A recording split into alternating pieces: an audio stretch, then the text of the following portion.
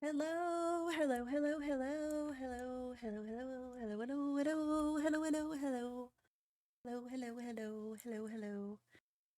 Hi, we're gonna finally watch Summer Games Fest. I have enough time to watch it today.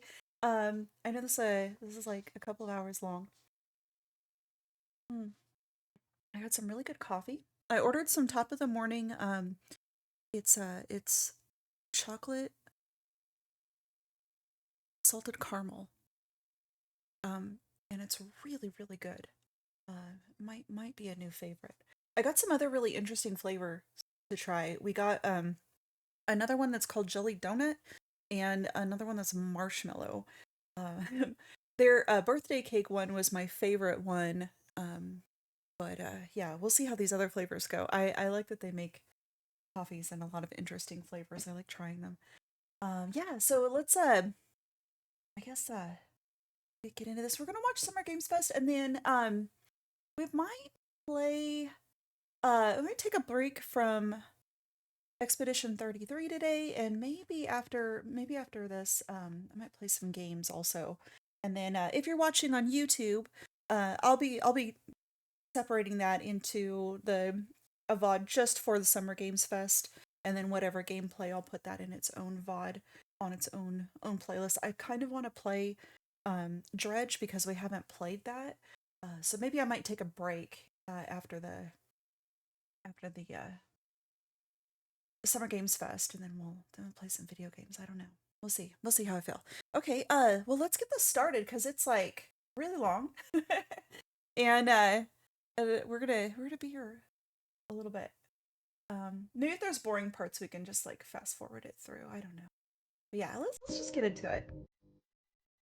Um, I think a lot of you have probably watched this already. Um, but I didn't watch it. So I guess it's better late than never, right? The creator of the Game Awards, Jeff Keighley. Woo! They could call this Corporate Games Fest. I love the energy. Hello, everybody, and welcome to Summer Game Fest, a showcase to celebrate We what's also new have and I next haven't in watched video there games. was an Now, Xbox one every that came year, out we have the too. distinct honor So I'll have of to coming watch that together sometime to this week spotlight also. the boundless creativity that defines our industry. Thank you all for joining us and giving us your time. And special thanks to Dante. I was reading my feed this morning and saw that he canceled a date and he hopes I don't disappoint him. Dante, we're going to do our best to make it worth your while. We have a really fun show ahead. Over the next 2 hours, we're going to give you a whirlwind tour of dozens of games from studios big and small. From Lego bricks to puppets, zombies to Marvel heroes, this show has a little bit of everything, including, yes, some brand new game announcements. Okay. I didn't know like if there's gonna be. I've been trying Now, to like before make we a point of dive keeping into up the on game excitement, let's take a moment to announcements recognize more this just how year. dynamic our industry has become. So I didn't know if Here's a this one look would at the have like top new 10 games, selling if new it was games just on Steam so the far in top ones.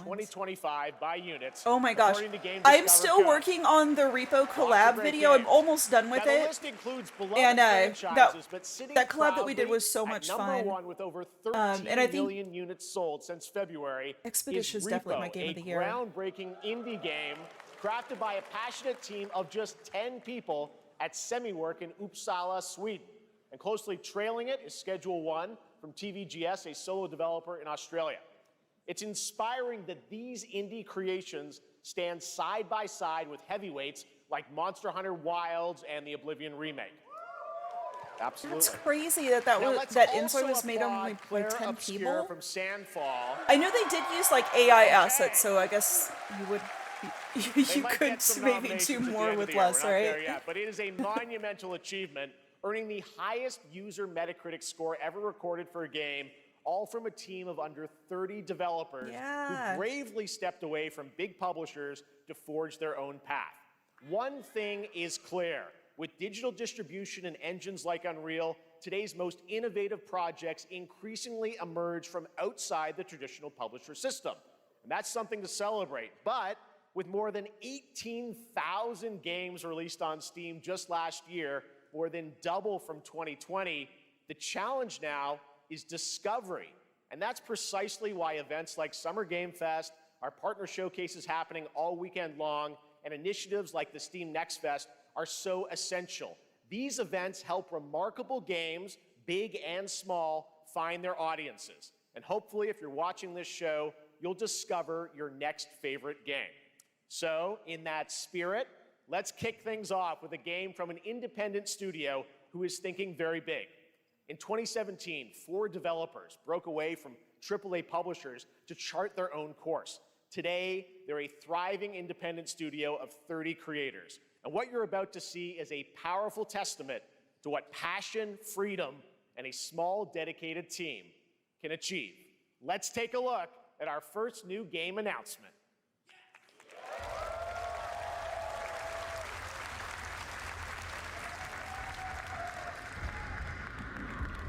You think you're the Harbinger.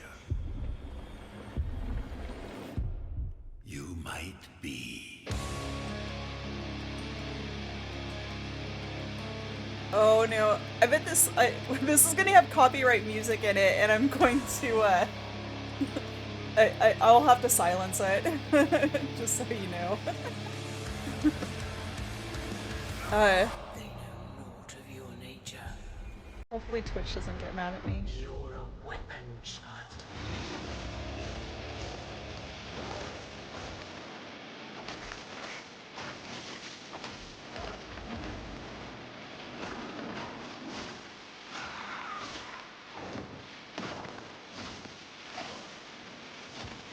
Ugh.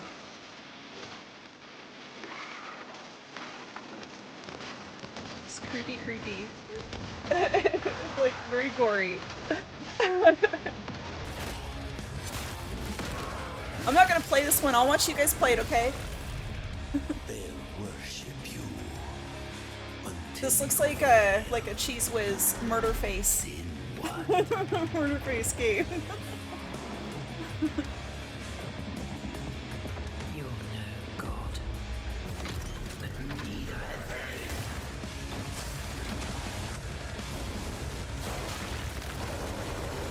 they. Ugh, these monsters, oh my gosh. Ugh.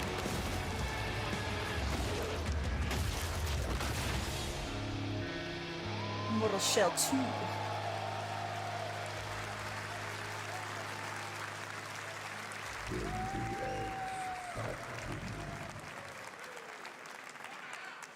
All right, didn't that look great? Well, we got lots more to come, but right now, the end, the Nexus War, Galactus Fight, or even live at Risky Reels. Over the years, Fortnite has innovated with mass-scale live in-game events. I want to And play more tomorrow, of Lego Fortnite is Fortnite. set I to do played it someone again at first across launch, console, PC, and and I phones. haven't been the back. Death Star's super laser is charged and ready to decimate the Battle Royale island.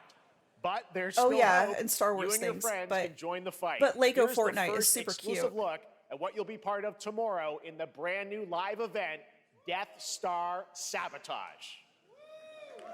I got a bad feeling about this.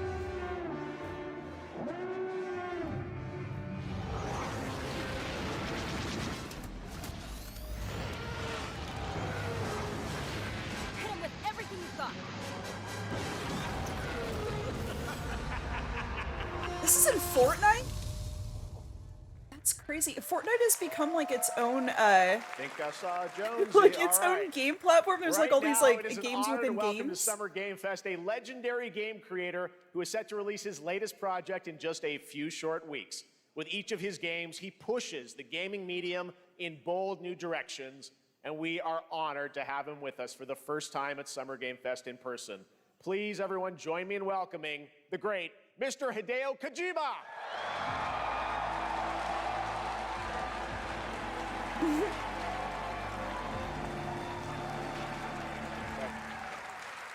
I follow him on Instagram, and he's always Mr. posting these like Kojima, here cute we pictures are. of The world Norman tour Reedus. begins at Summer Game Fest. It's my great favorite to have bromance. you here. We are so excited for DS2. So let me ask you, Mr. Kojima, you've worked for many years on this project. What do you hope players take away from DS2 when they play it later this month? DS1 が出た後にコロナになったの Well, で、we hit the pandemic after まあ we released 僕ら皆さ DS1. ん、コロナを体験したと思うの Everyone で、 experienced コ the ロナを pandemic. 体験した中での So, 新しいつながりというか、 I wanted to それをも show う一度ゲー something ムをプレイし new ながら、 connection 考えていただきたいと after 思い we ます。 faced the pandemic. So I want everyone you to think about that when you play this game. Okay, well, talking about playing the game, it's coming out later this month, but right now I know you prepared a special exclusive clip for SGF. Let's take a look at this. はい、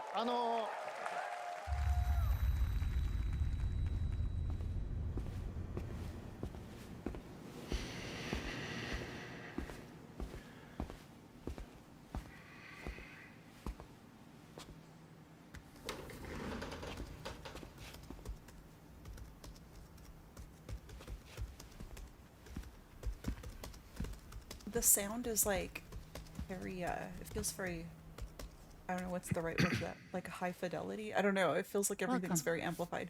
Have a seat. Over here, please.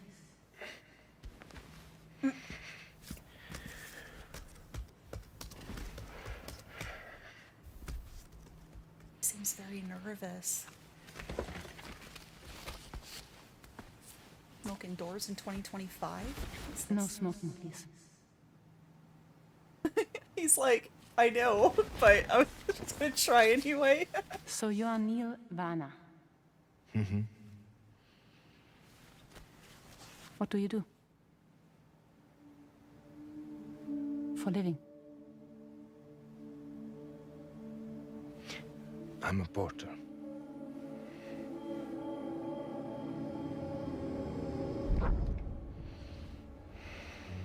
So thank you.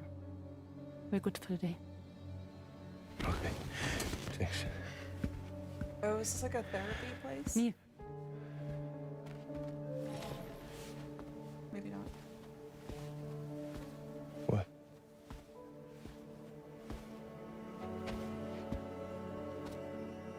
so you made it then.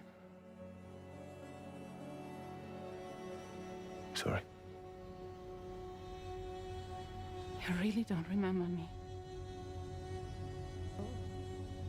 Yes, amnesia. Amnesia.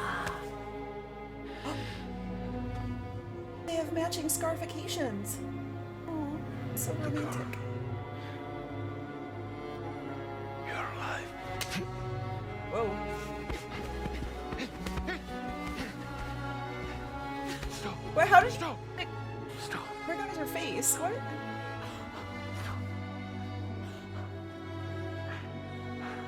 I don't know. I didn't play the first one, so I don't know if this like ties into the first one. So much It looks very cool though. Maybe we should play the first well, that one. was a clip from the game, a cutscene. We saw a first glimpse of Neil and Lucy, and we met them in the trailer back at South by Southwest, but we got a little bit more of them here. Tell us a little bit more about this clip and the characters of Neil and Lucy. DS2 で非常に重要な In キャラクターです。 It's a very important character, ニールとルーシ Neil ー。 and で、 Lucy. ちょっと詳しくは言えませんけ I ど、 can't really say because there will be spoilers.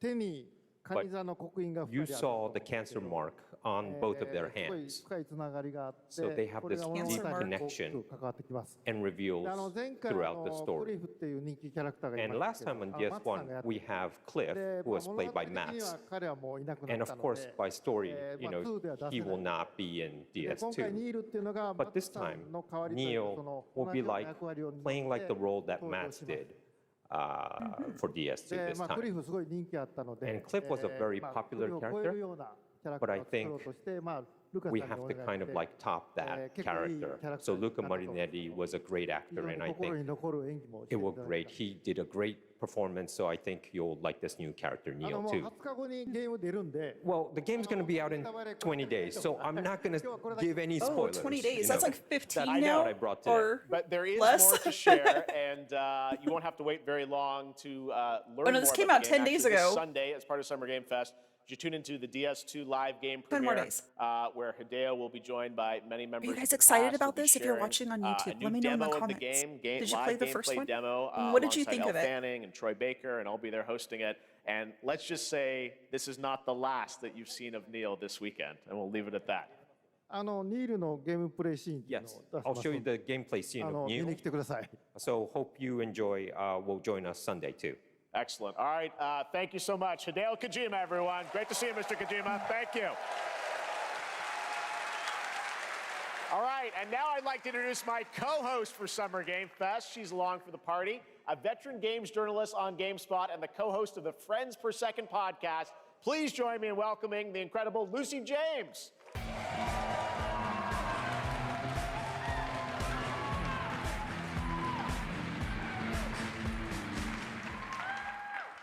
Thanks, Jeff, and hello, Summer Game Fest. I am so excited to be here this year. Thank you for having me. Now, we are honored to reveal an exciting new project from Raw Power Games, a new team headquartered in Copenhagen, Denmark. Here, you can engage in intense combat, fight for land, glory, and legacy, and lead massive armies into epic scale battles, as narrated by actor Tom Hardy. Ooh. Ooh. Thou shalt not kill. So the priests tell us. So the Lord commands. Why? I want to play this because Tom Hardy's voice is in it. Do not listen. Oh, that's pretty. I sought no war. But war found me.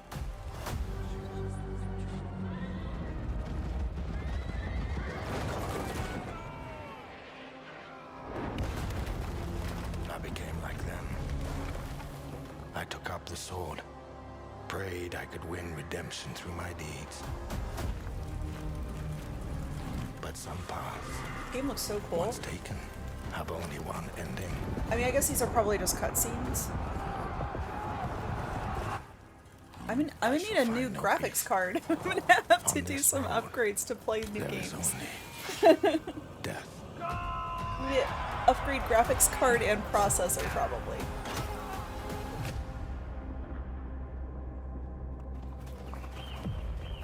Oh, this looks like actual game. It still looks really nice.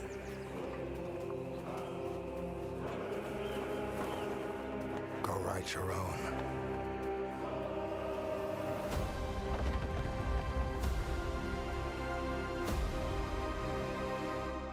Oh, this sounds cool.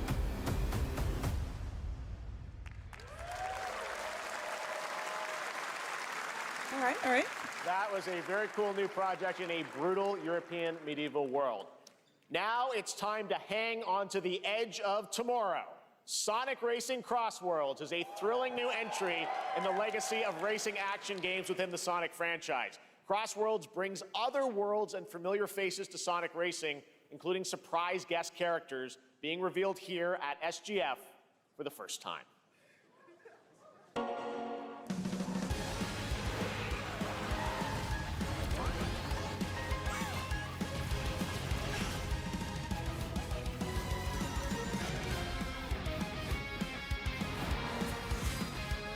Check out the Robotnik.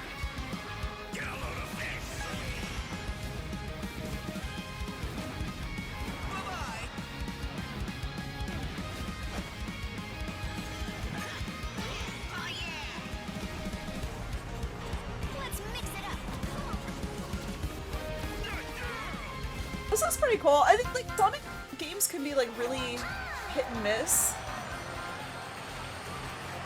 For me, like the first ones I really loved.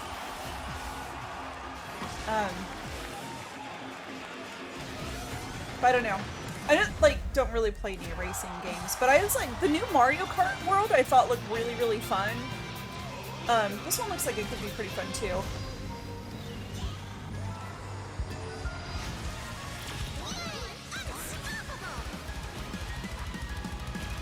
The worlds, like, the tracks look pretty nice. Time for me to win this.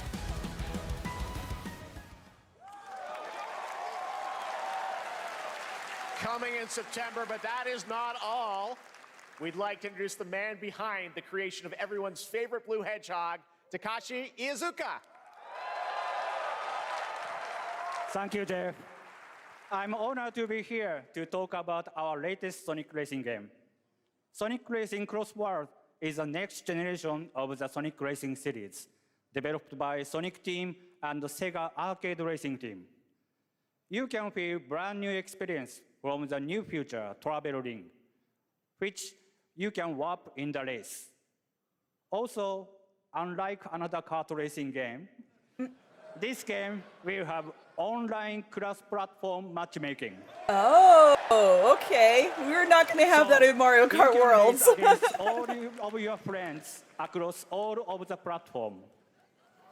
Lastly, I have one more thing I'd like to show everyone here today. Take a look inside of the travel ring.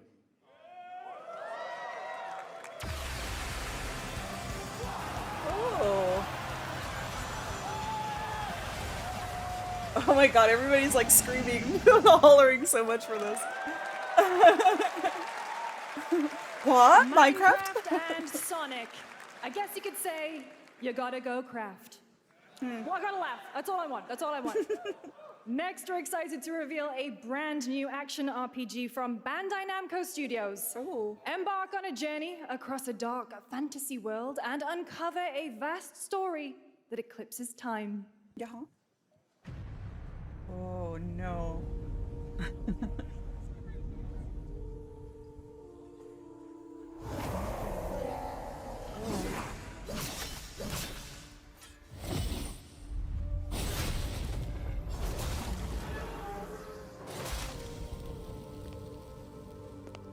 He's got his like heart on his back. For some, What? it heals. For others, it wounds. I like how they did like the scar on his eye. It's like gold, like what's that called? It's called like kintsugi. It promises only No. oblivion. Kintsugi? I think it's like the art of Our hopes repairing lost like long ago. like pottery and ceramics with gold. You know what I'm talking about? But you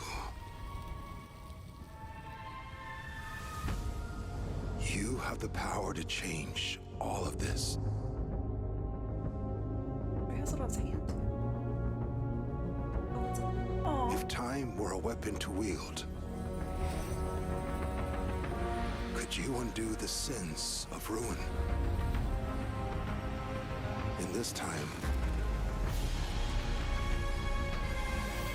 or maybe the next, you'll find how to save us all.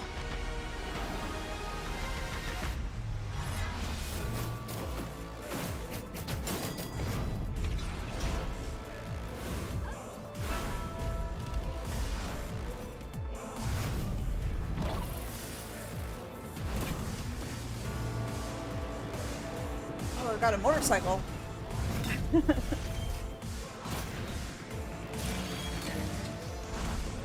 I like the style of the characters. So many of these kind of like, I don't know, like these like Souls type games are just like very gray. And they look cool, but I feel like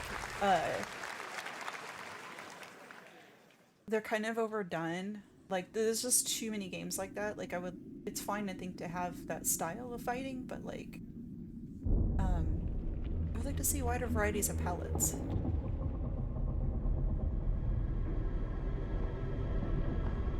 What is these?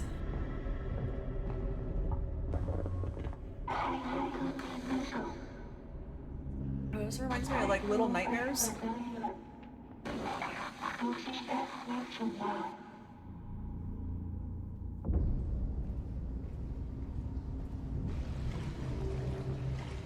this looks so creepy.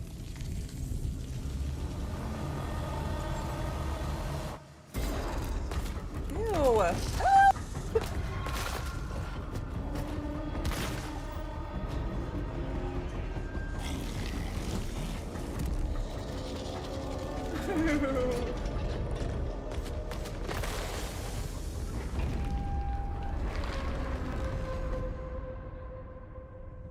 Of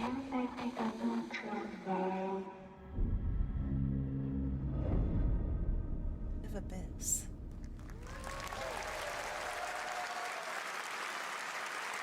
That was a very moody, cool new game. That was End of Abyss, the debut title from Malmo, Sweden-based Section 9 Interactive, an atmospheric action-adventure game coming in 2026 to the Epic Games Store definitely and atmospheric. consoles.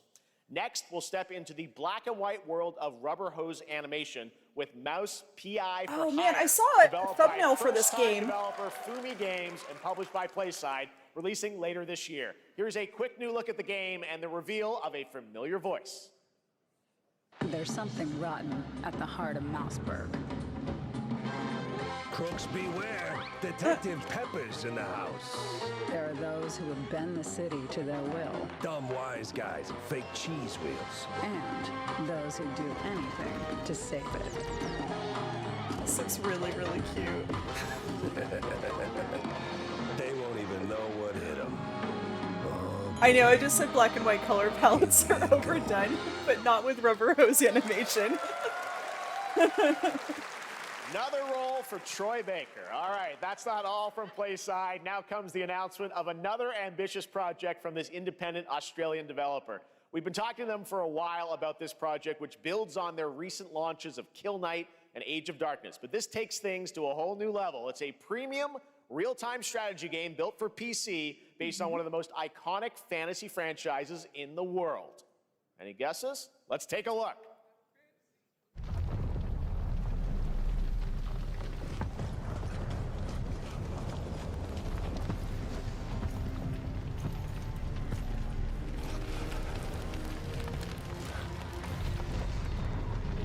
Looks like the Game of Thrones guy, right? You may think you know how the game is played.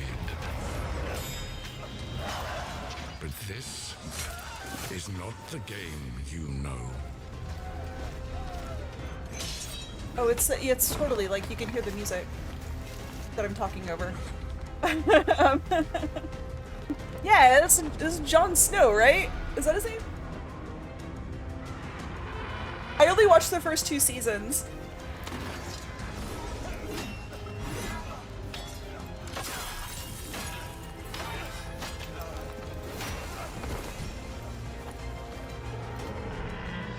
This is your legacy. That's definitely a dragon.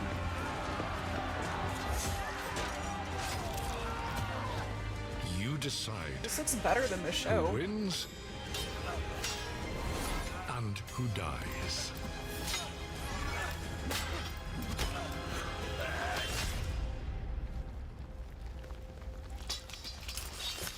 Oh.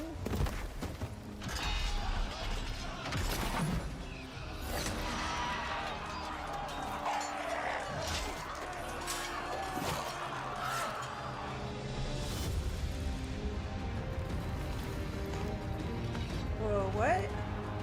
Does that happen in the TV show?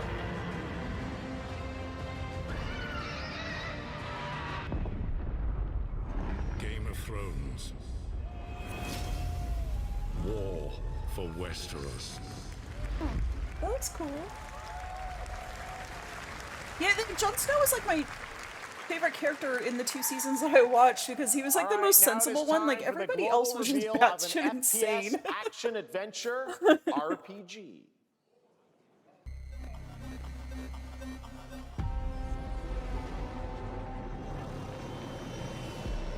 The great Silkovsky once said, First-person shooter one RPG could count a billion in suns space. in the known universe. Well, there's a So whale why in do we there. deny other intelligent beings? It is said, if they were out there, they would have visited Earth.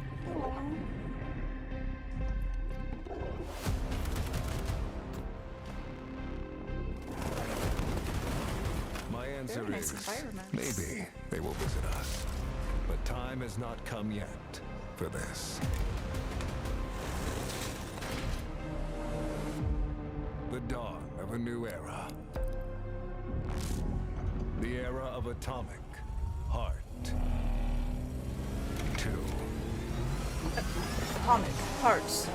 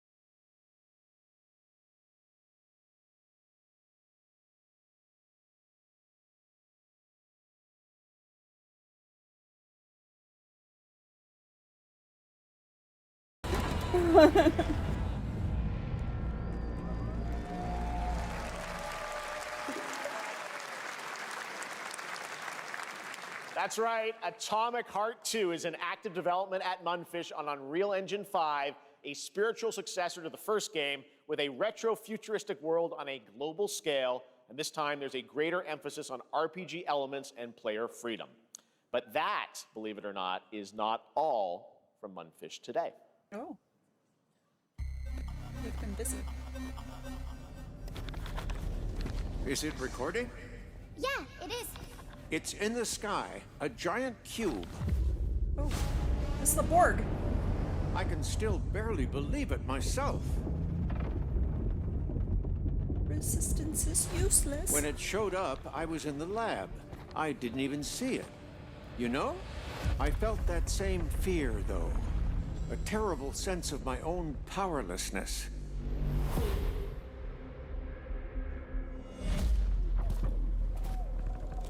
How did the whole of humanity miss it? And did we actually miss it? What if the cube didn't appear, but revealed itself? What if it was always there, and we've only just started to see it?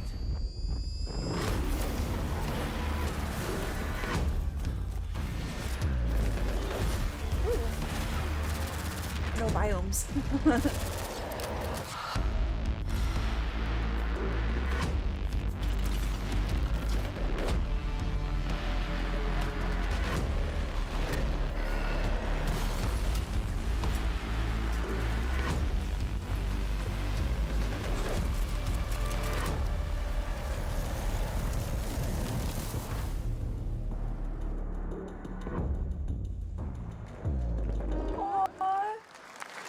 That was cute. Cute little guy. The Cube is yet another new project from Munfish, an MMORPG shooter set in the Atomic universe on a massive levitating cube you can see there, where the edges are constantly rotating to create unique gameplay combinations that are ever evolving. All right, let's jump into the Marvel Cosmic Invasion universe. Why is everything the like new too retro much beat stuff 'em is up like coming MMO. to PC and consoles this Like, holiday. I don't know. I with don't get to play multiplayer with tons fun of for up to people. 4 players. You can pick between 15 I just want to Marvel play by myself. characters Is that to all play, right? but so far only 7 have been revealed. Well, now it's time to meet the next 2.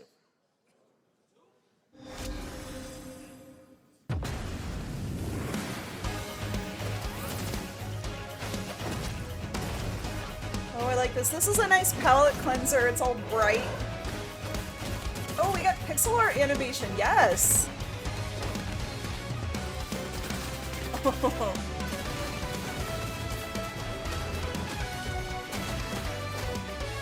This, what is this, like a beat 'em up? This looks great.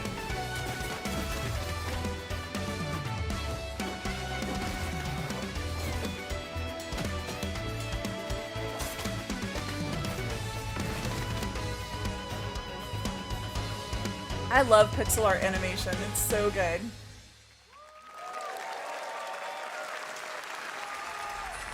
This isn't hell. Or my world. What is this place?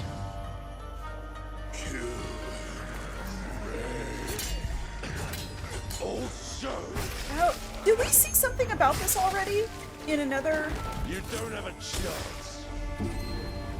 games announcement? Looks familiar, but we didn't. I don't think we saw this much. Ooh. Not enough. I need more. Pick your battle, piggy.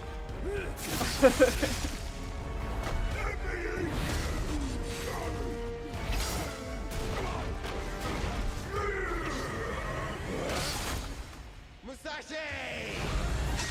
We both want the same thing, Musashi. But there's only room for one at the top. And it won't be a coward who runs from jewels. Words never did work between us, did they? Sasaki Ganyu. I mean, we should want the sword.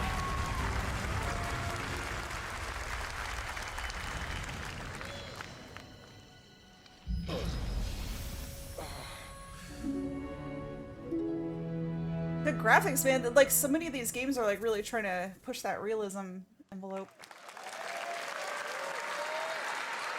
That was a new look at Onimusha Way of the Sword, which we announced back in December at the TGAs. It is coming in 2026 and will be playable this summer at Sony Gamescom. calls mature games. Now let's completely switch gears. You guys all know on Twitter I love earlier my that puppets, Sony had said that and they this next hope that project is one I've been tracking for a few years. they hope that Nintendo as a players, team at Sans String Studios is using Unreal Engine like 5 I guess as to they create grow, an like insane digital puppeteering towards pipeline. more mature it's actually consoles. a thing. What you're about to see is running completely in so real time in ridiculous. Unreal, and I cannot wait to play it. Here is an unexpected new game announcement that combines comedic storytelling and arcade fighting action. Check this out.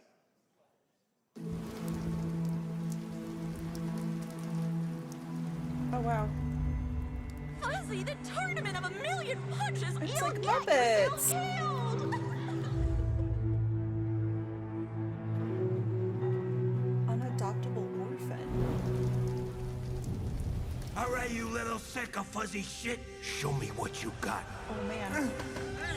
Oh, Muppets don't talk like that. If you're gonna be champ, we gotta transform you. Why are you even here?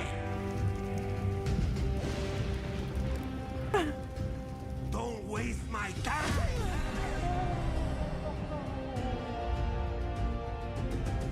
Save the only home he's ever known.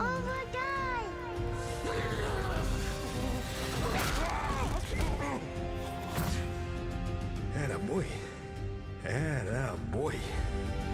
They control Eat bread, crap, burnt toast, carb load. This maid ain't gonna beat itself. I've been taking dumps in there all day. Jab. Face off against unlikely something. Probably opponents? And fulfill your destiny. Felt that boxing, okay.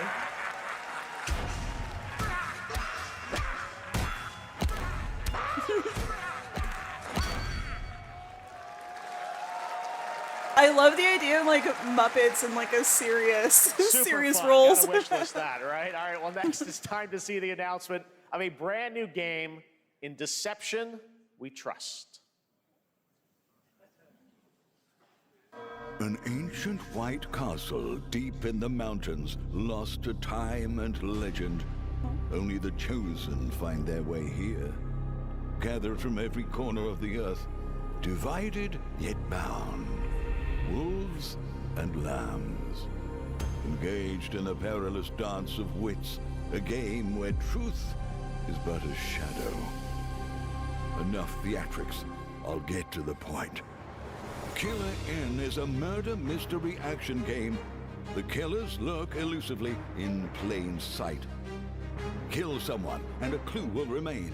Hair, fingerprints, blood, clothes. The lambs scramble to find clues, one step closer to unmasking the culprits. Who is guilty will eventually come to light. Wolves win by killing every lamb. Lambs win by rooting out every wolf. Such simple rules. But there's so much more to this game of murderous mystery. Complete quests to level up. Buy items with the gold you earn. Loot chests for weapons and armor. Steal items, blow up opponents, poison others, place traps, discover one of your All own in is a in wolf. one inn? Is killing not to your taste? Then you'd better escape the castle. It's a pretty big inn. Now the paths to victory are clear. You would do well to remember, deceit and deduction are your strongest weapons in this game of life or death. Your invitation awaits. That was Killer Inn, a 24-player multiplayer game from Square Enix where you compete in a game of life or death using social deduction skills to win. All right, it's hard to believe this next game was first announced at TGA in 2021. And though it's been a while, their recent tech tests prove that some things are definitely worth the wait. I'm of course talking about Arc Raiders. This is one of the most anticipated games of the year, and we're excited to share a new trailer which will tell you more about the mysteries surrounding the world of Speranza and the long-awaited launch date coming later this year. From Embark Studios, here's the world premiere of the release date trailer for Arc Raiders.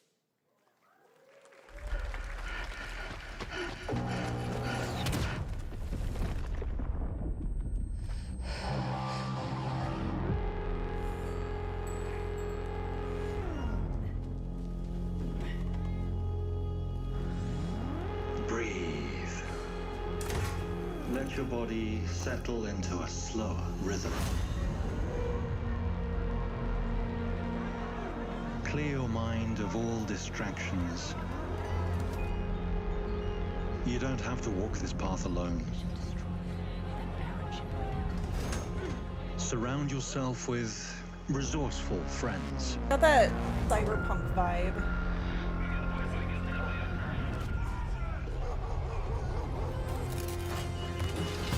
I guess instead of being like the shiny clean future, it's like the gritty future. I feel like the gritty future is more likely.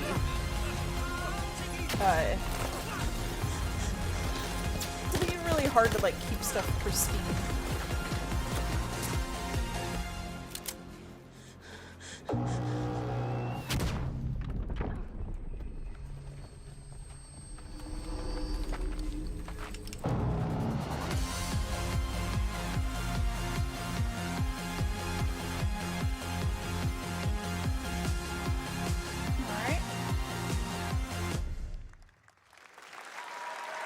That's right, everyone. Arc Raiders is coming October 30th, 2025 for PC and console. Congrats to Embark Studios. All right, Dune fans, now you can finally step onto the world of Arrakis yourself.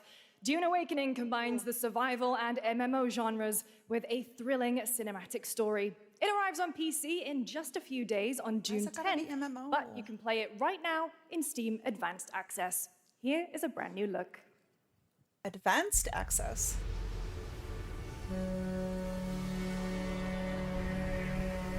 Is that earlier than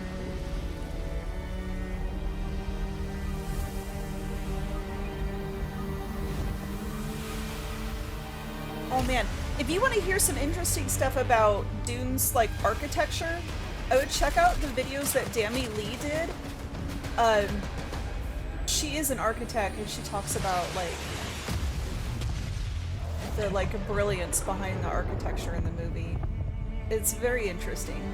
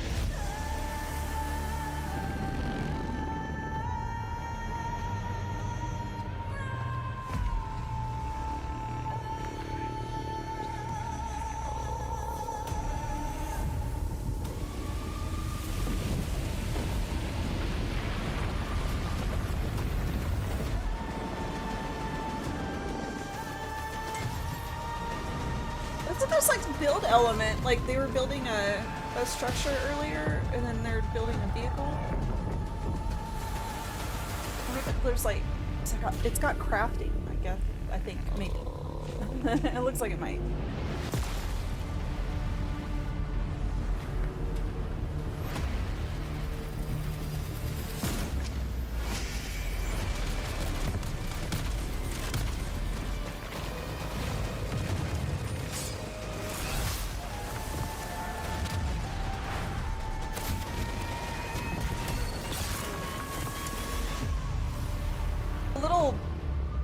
Snippets of gameplay that they're showing look pretty good, but they're not really like long enough to tell. I don't know. This is mostly cutscene, but it looks neat.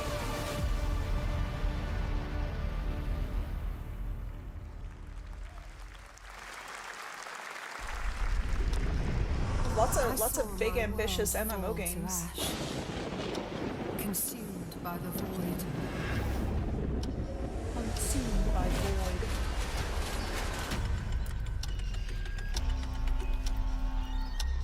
Try as I might to call their advance. 'Twas all for naught.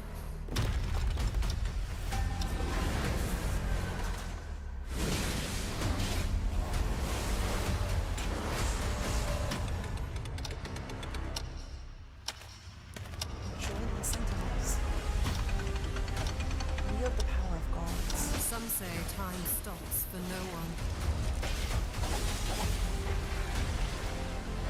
Neither man nor God, living nor dead.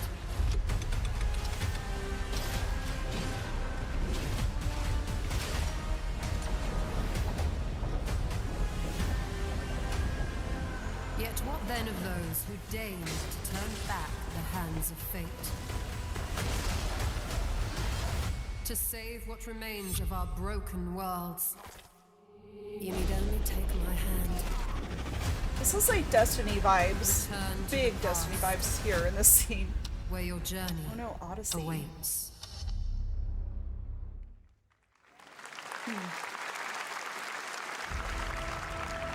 Every hero's tale begins with a trial.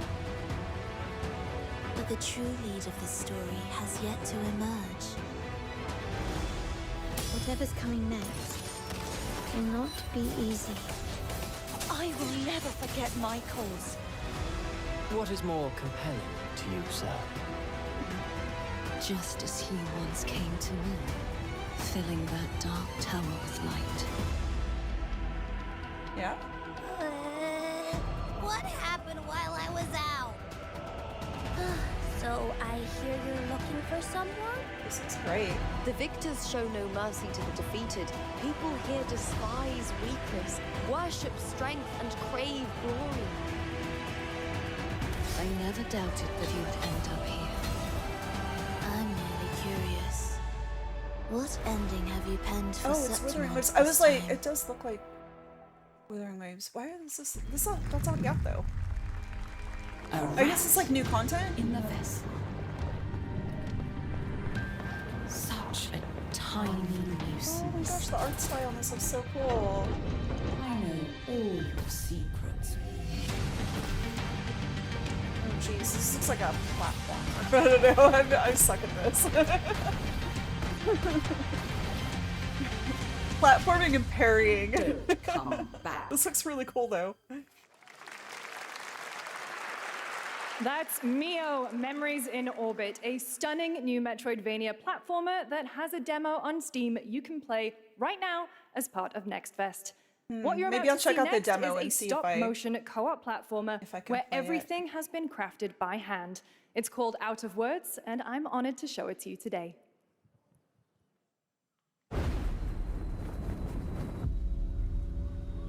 Oh my gosh, this is like entirely oh my gosh, it's like all stop motion.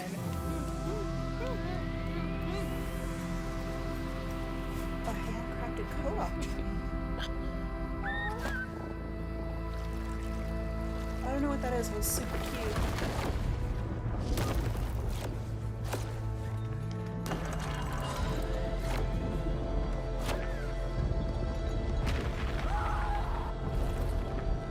Don't you see? We can't. Come on. The animation in this is so cool.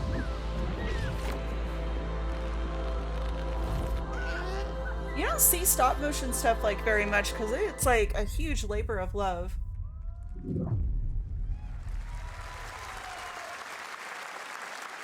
What a really unique and different game. This August signals the release of What a Mafia really the unique Old and Country, the different next game. entry Okay. in the acclaimed Mafia franchise Yes. from the team at Hangar 13. It's a gritty mob story set in the brutal underworld of 1900 Sicily. Here is the Summer Game Fest trailer. Betrayal burns because it can only come from someone close. An enemy can't hurt you like a friend. Who are you? Sono Enzo. I work here.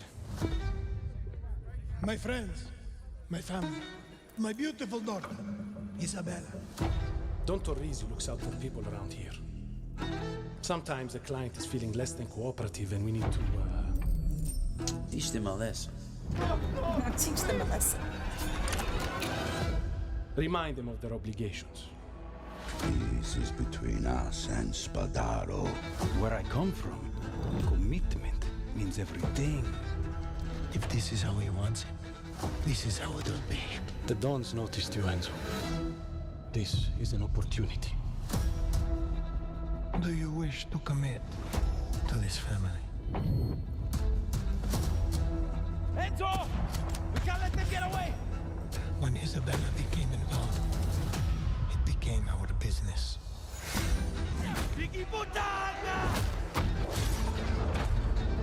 It's family. Loyalty is everything. I like this. Every time you see like mob kind of We can stuff, choose who it's we always are. like New York.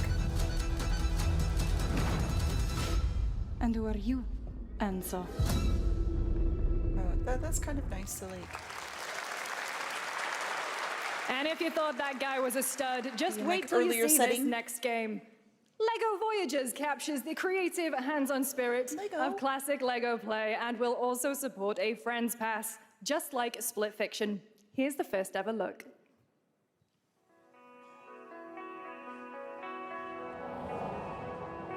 Oh, it's so cute. I never played Lego Builders.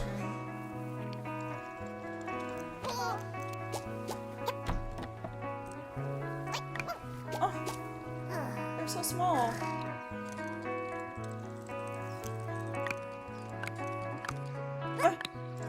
What? Oh, the little clicking sound is so like satisfying. This looks so chill.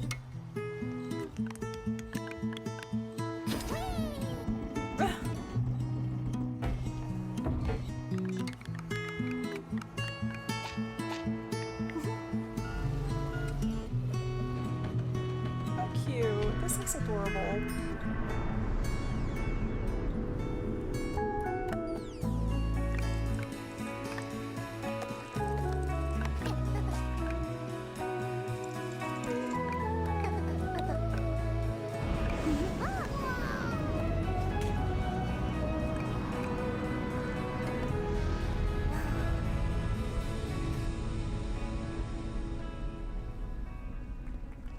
That looks really, really cute. Hello, Summer Game Fest! I'm Carolyn Lawrence, voice actor for a few familiar faces you might have grown up with on Nickelodeon. Some with squirrel suits, thank you. Some with science smarts, and some with serious attitude. Nickelodeon has always been about wild worlds and weirder characters. And while I'm mostly sworn to secrecy today, I am thrilled to have a hand in revealing something that brings a lot of those characters together like never before. I hope you enjoy the first look at Nicktoons and the Dice of Destiny. Yee-haw! Oh my gosh! She voiced Sandy and A SpongeBob. great evil would emerge. However, a brave and wise and powerful and ridiculously handsome wizard would call upon his magic powers to summon the most ferocious, most awesome, most totally radical team of adventurers the land had ever seen. And Lord would be able to...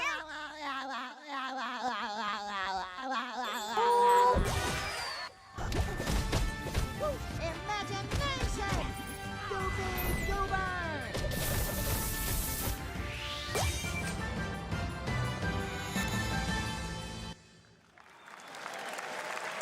It's All right, been I'm almost kinda 2 into that. years since players first stepped like into the role SpongeBob. of He's really Geppetto's cute. puppet to save the city of Krat from disease and puppet frenzy in Lies of P. Overture is a DLC expansion to Lies of P that transports players back in time with new characters, environments, and of course, imposing enemies and bosses. Here's the exclusive new look. I bet a lot of people are excited about some DLC for this game.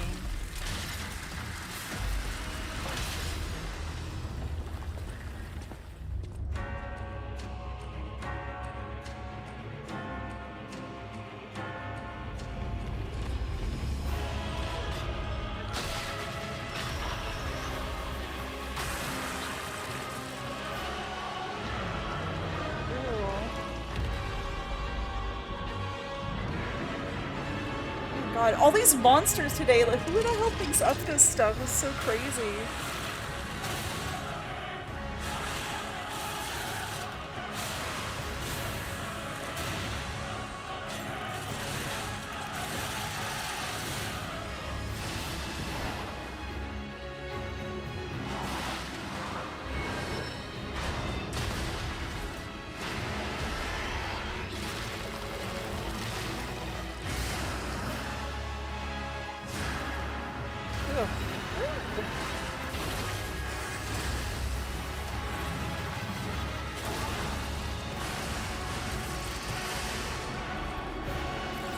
That's so gross. Ugh.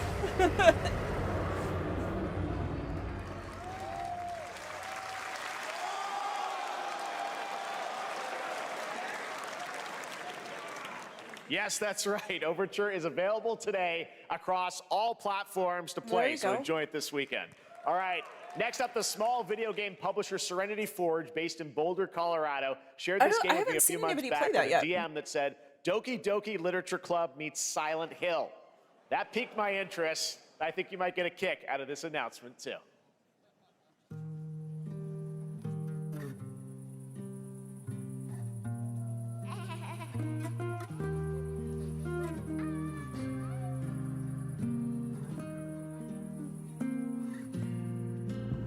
I sit at the front of the dinner table where you used to be. 5 chairs empty. 5 plates full. Plates of food. Plates of tomatoes. Tomatoes. Plates of hay. Plates of angels. Plates of her legs. Beautiful. Broken. Plates of flowers. Plates and plates. Just getting like darker by the moment. No.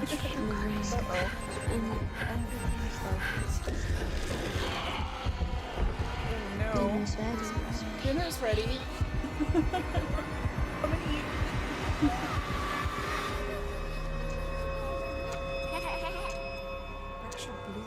There's a hunger that feeds and blooms, and I will feed, and I will bloom.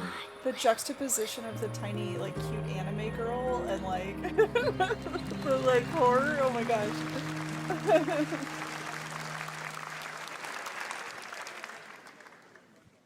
I wouldn't recommend eating those tomatoes. All right, NCSoft is expanding its Blade and Soul universe. Let's take a look at the rich lore and dynamic action in Blade and Soul Neo, just out on Steam, and Blade and Soul Heroes coming soon.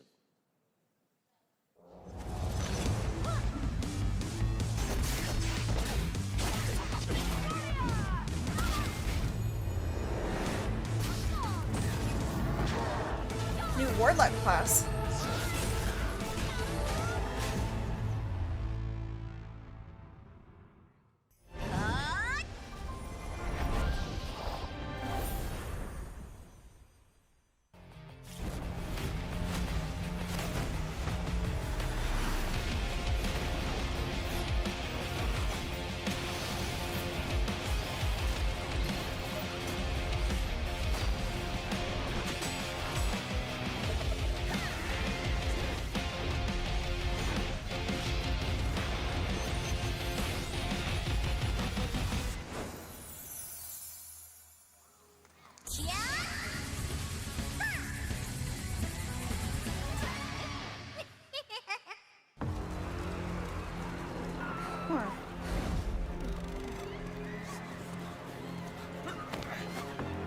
I want to see more of the fighting. It almost looked like it was maybe turn-based. I don't know.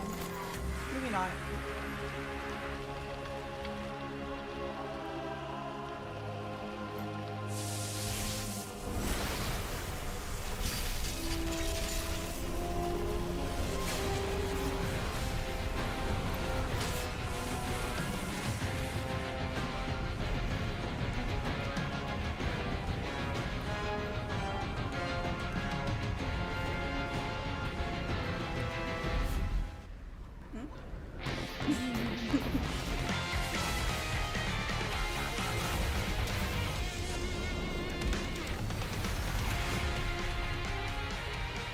One Punch Man.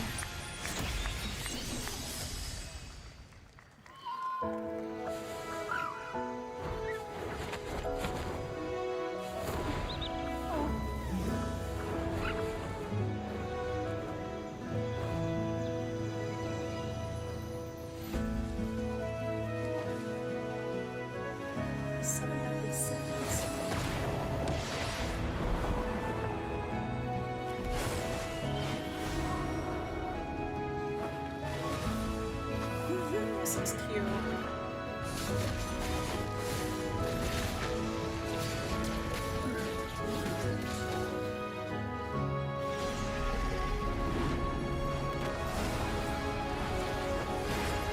almost like the environments one was kind of like Ghibli-esque.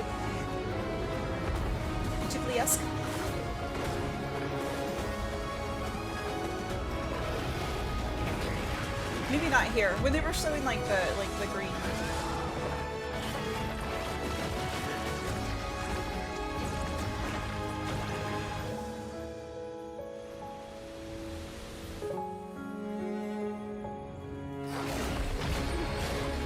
No, I guess it's like a little more like 3D.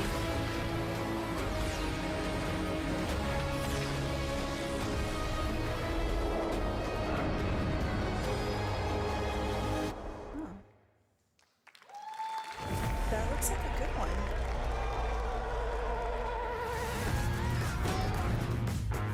.6 is available today.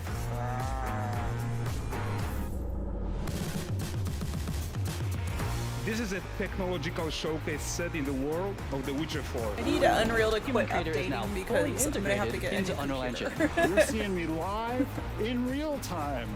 Squid Game will be coming to My you then. my computer felt fine until this year, and it is starting to feel very old. It started with Expedition 33. Like I actually had to like put that game on like lower like graphical settings in order to run it smoothly. We find a way.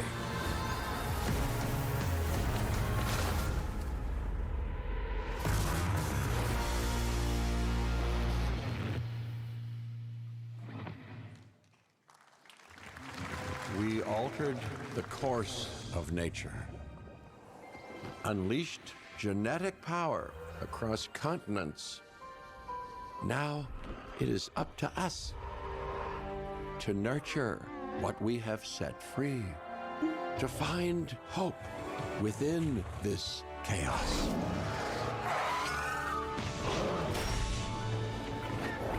Well, Jurassic Park. Yeah. life, find a way. Was that like the actual Jeff Goldblum? Oh, you can terraform and stuff. Oh, that's fun. You can make your own Jurassic Park.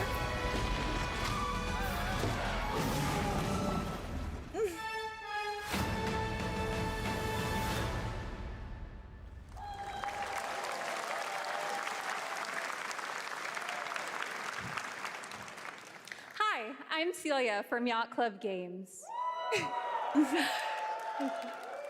10 years ago, we broke new ground with our first game, Shovel Knight. Today, I'm thrilled to share An a indie world classic. premiere look at our next IP, Mina the Hollower. Oh. Mina continues our traditions of refining retro gameplay for a new generation. Yes, I It's like a when bone-chilling studios do this. adventure that it blends intense combat, free roaming exploration, and precise platforming. As Mina, a whip-wielding hollower, you'll burrow through danger and unravel the mysteries of a cursed island. A decade ago, we unearthed a groundbreaking legend. This year, we're bringing our next bona fide classic.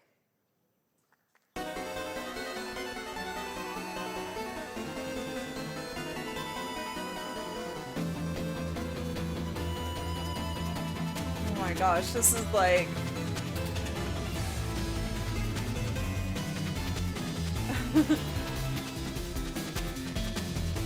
very, very arcade. I like this. This is so good.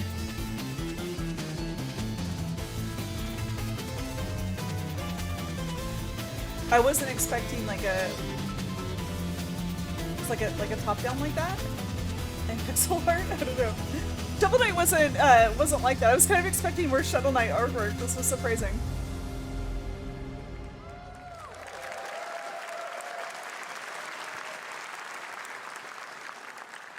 All right, this is a special one. Our next game comes from a well-known developer that has done... Yeah. Oh, Kyle Bossman, everyone. Final Bossman. All right, well, let me see what this says.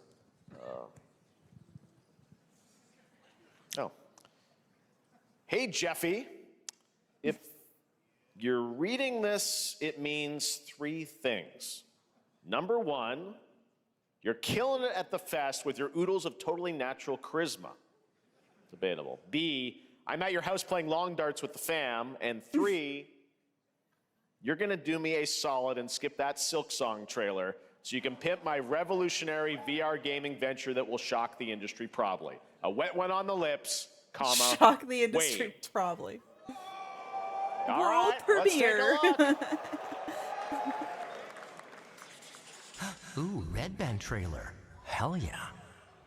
Handcrafted with cuddles by the Merc with a MetaQuest.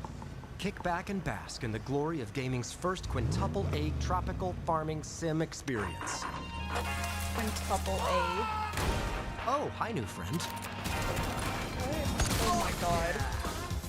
Escape the turd It looks burger like of late-stage capitalism and Borderlands, enter a world of like- VR magic and wonder. Art style. You'll care for exotic pets, the elderly, and this fucking thing with hip-hop Satan. Oh, hi, don't worry, he's a fascist. He deserves this big time. This guy's a total dick.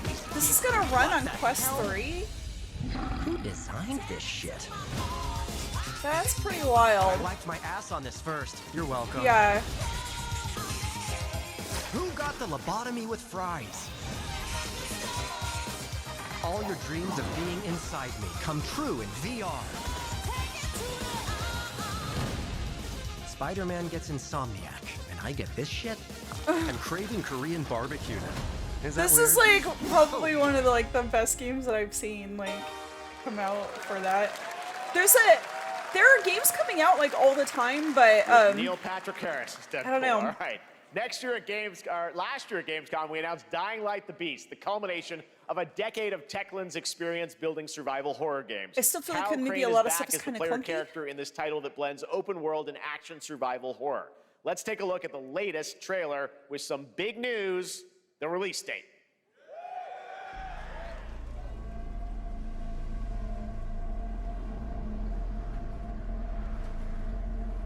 Oh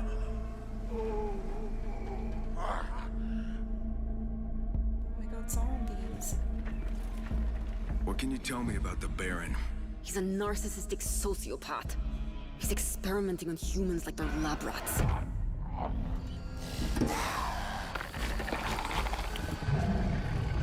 God only knows what the Baron's planning to do with those monsters.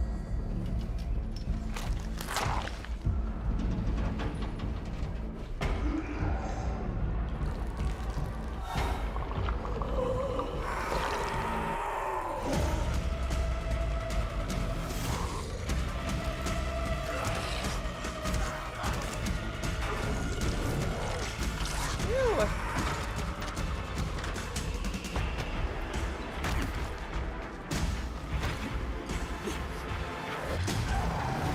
You get parkour and zombies.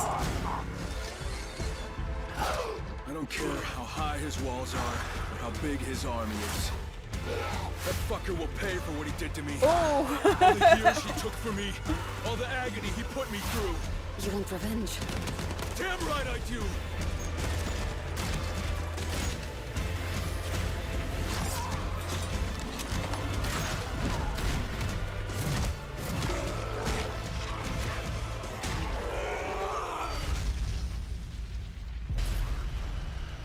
Oh my goodness.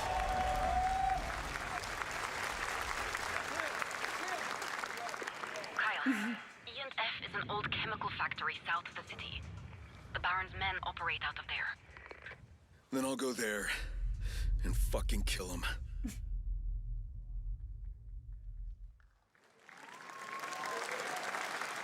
There's the big news. Dying Light the Beast is coming on August 22nd, Gamescom week. All right. This next game draws inspiration from classic coming-of-age films to capture the highs and lows of I feel adolescence. kind of surprised The that they bonds dropped of friendship F-bombs and in the their game nostalgia of trailer. growing up. Is that weird? Like a thing Mixtape like comes this? from Beethoven Dinosaur and Annapurna Interactive. And this is your I don't know. exclusive new look at this game that plays like a love letter How to far we've teenage come. memories. What are we doing? Hanging out, getting buzzed. I've got to get out of this place.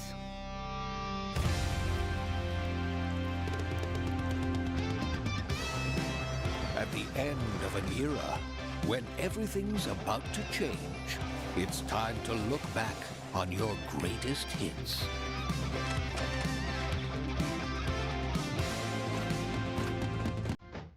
Mom, who is it? One moment. It's the pigs, darling. Shit.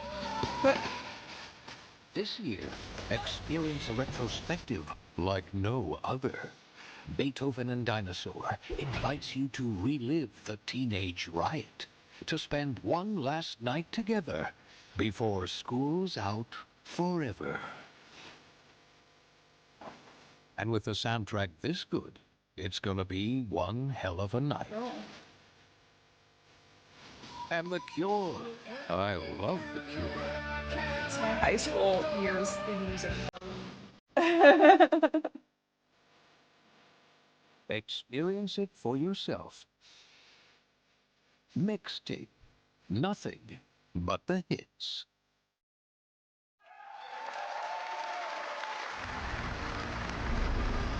I trust you have seen it. A beautiful world where harmony reigns. Will you struggle until your last fleeting moment? Your destinies are sealed. There is no escaping them. That is why we must end you. Right here and now. On your guard. This is gorgeous. Take this. And just getting started. Let's put it into action. It looks really fun. The surge of power. Savor each moment. Now, get ready. Is this gonna be a... This almost feels like it's gonna be a mobile game. I mean, I guess it could be We will both, live on but... in this world. No matter what hardships await. We fight for a future filled with hope.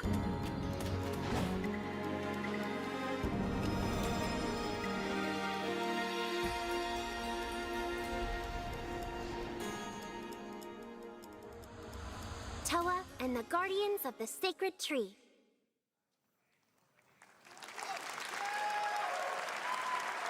A beautiful game. That was the global announcement of Toa, a new roguelike from Bandai Namco and developer Brownies, a game drawing from classic Japanese art with a whimsical spin on Eastern mysticism. It was very whimsical. Next, we want to introduce you to a game made by a first-time solo developer in Bandung, Indonesia. With the help of 9 of his friends, he's built an intense action beat-em-up with brutal hand-to-hand combat set in his hometown. This is Acts of Blood.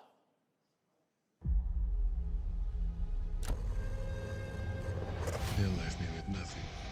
No justice, no peace, just names on the wall. The hunt isn't over. Not until I kill them all.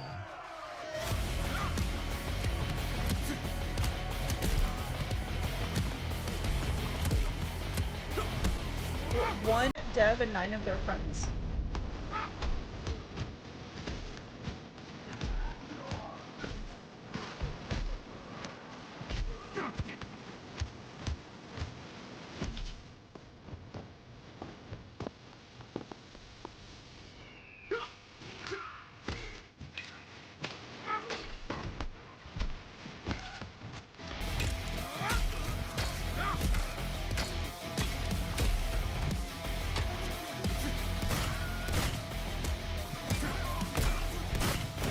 They didn't really say why he's fighting, did they? Like, he's just fighting.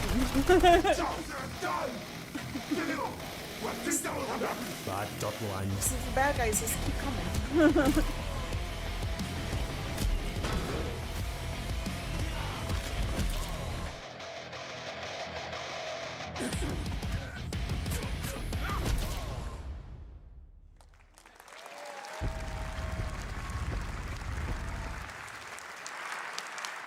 Amazing what these solo devs can do today. Now it is time for the reveal of the next game from Montreal-based Tribute Games, the makers of TMNT Shredder's Revenge and Marvel Cosmic Invasion, which you saw a little bit earlier.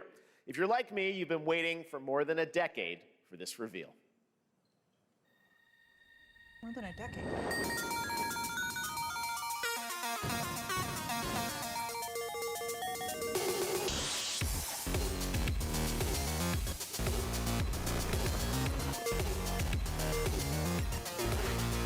What is this?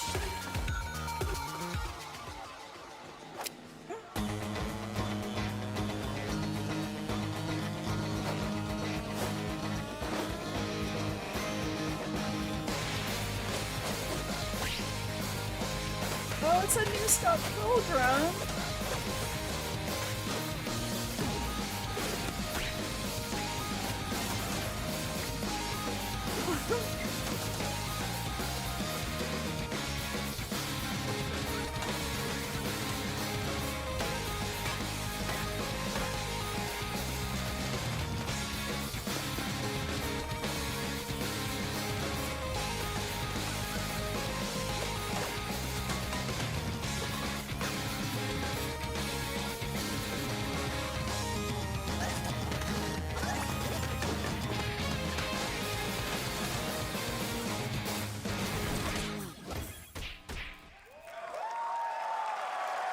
Hasn't been since the last Scott Pilgrim, like... Scott Pilgrim's back with his fists flying in a brand new brawling adventure in EX. You'll battle through space-time and the streets of my hometown of Toronto with Scott, Ramona, and 5 of their former rivals in this online 4-player co-op adventure with a story written by Scott Pilgrim creator Brian Lee O'Malley.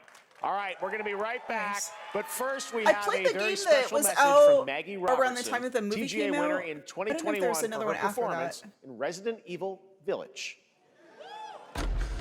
Maybe there was. It's hard to keep up. There you are. Wait long. We've been preparing delightful ways to make you suffer. So enter the village if you dare. We've slashed the price to be lower than ever for you simple little man things. Still thirsty? Worry not, you ungrateful wretch. There's plenty more fun to go around. Now cease this foolishness and make your decision wisely.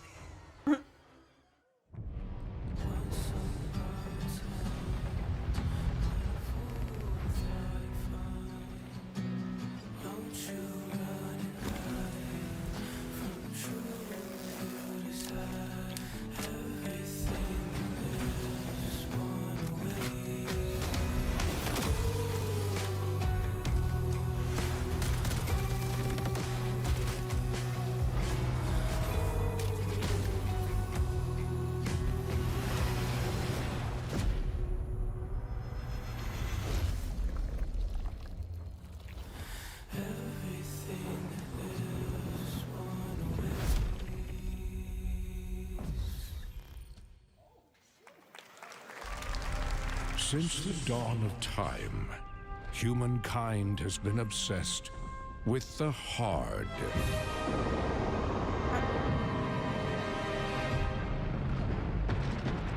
Hell. Now, a glorious morning has dawned What's going on here? on something that's simply harder. What? Scum.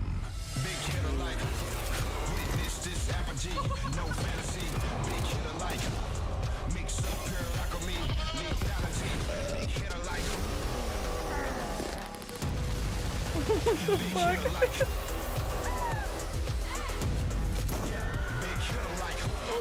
Your hard just got harder. That looks ridiculous. Absolutely ridiculous.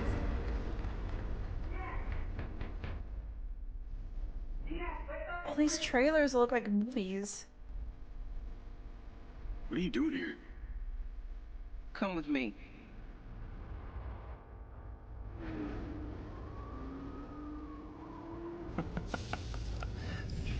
At first, I thought it was just broken synapses in my head. Keep your lens feet on. I haven't had company in years. I've been seeing things. Like a part of me that's been buried down deep feels like it's just knocking to get out. I'll be seeing you around, Charlie.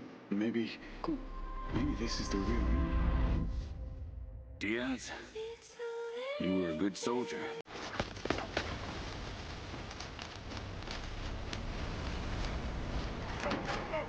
Oh, this took like a turn here. This is like, there's a book that I read. It's activating. I don't remember the name of it, and it's like, it's in a box, but.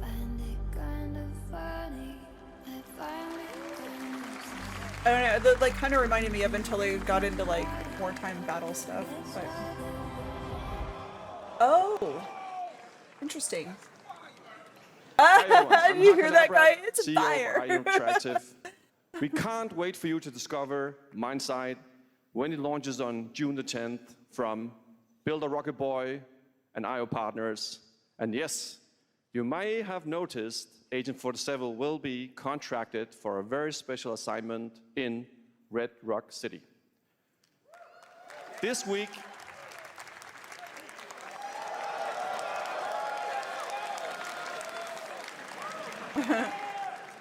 we finally revealed 007 First Light to the world, and your reactions were heartwarming. It's coming in 2026, but we want to make the wait more exciting.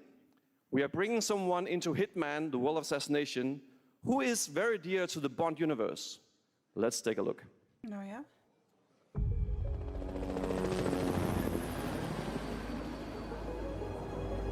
Is it Kevin? I'm not Kevin Costner. What is his name? Your target is the elusive shadow banker, Sean Connery. known only as Le Chiffre, a financial mastermind with suspected ties to the criminal underworld. He has arranged a high-stake poker game at the Casino Monarchique in Paris. Our clients have deemed this unacceptable. I've invited these people for a reason. I have no I idea know who their this guy weaknesses. Mr. Rengang, he's too impatient, and Miss Bai, well, she likes a drink. Don't know about the newcomer, Mr. Smith, though. He's the only wild card. Just combining Hitman and like This is turning into an interesting evening. James Bond is like a nice like mashup. At the Casino Monarchique. Reaper. Unusual name. Names are for friends. Wouldn't you agree, Mr. Le Chiffre?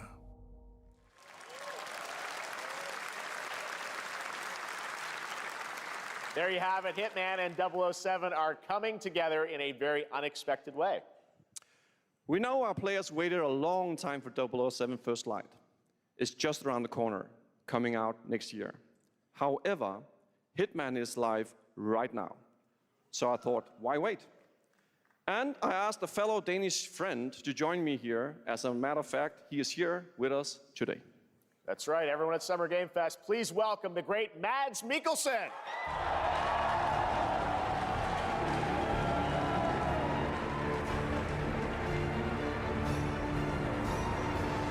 Good to see you, Mads. Thank you for joining us, and thanks for coming to Summer Game Fest. Mads, you are Cliff, but you're also Agent 47's next target as Le Chiffre, the villain we know from Casino Royale. Yep, that's it. And you know, this is, I've always had a deep love for this character. It's a role that means a lot to me because of a lot of reasons. So when Haggard gave me the chance to step into the shoots of Le Chiffre once again, I did not hesitate for 1 second. But this time is a little different. He's more confident. He's dangerous. He's not just a brilliant mind hiding behind a desk. He is visceral, unpredictable, and ruthless. And let's just say this time he doesn't outsource the violence anymore. Doesn't outsource the violence anymore.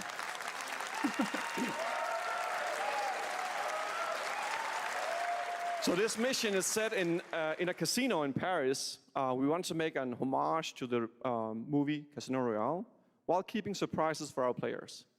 James Bond and Agent 47 have very different set of skills, and the mission will be handled in very different creative ways.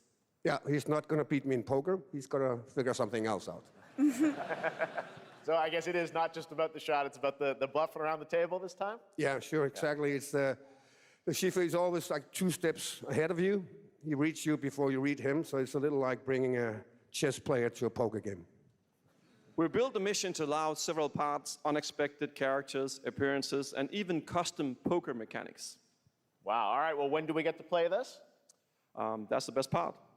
We wanted to surprise you, so the team is updating the game as we speak. Le Chiffre, Elusive Target mission starts today in a few hours.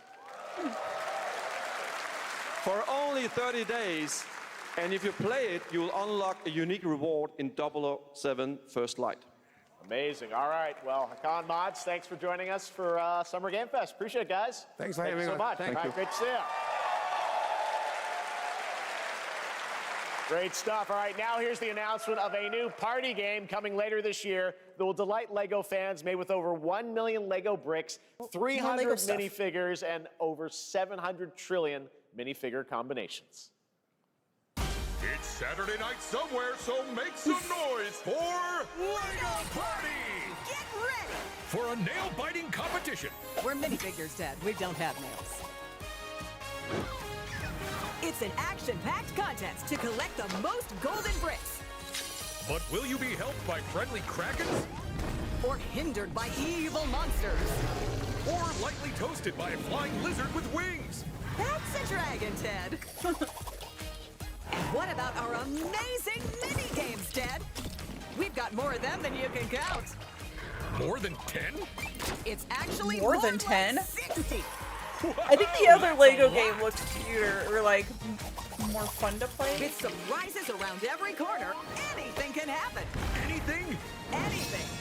Anything? Maybe I just think that because I don't have like people that play party but games. certainly not a giant crab, a mythical king cobra, or Master Wu smashing a crate. Those were literally just on screen, Ted. Wow! We've got all that and more in LEGO Party!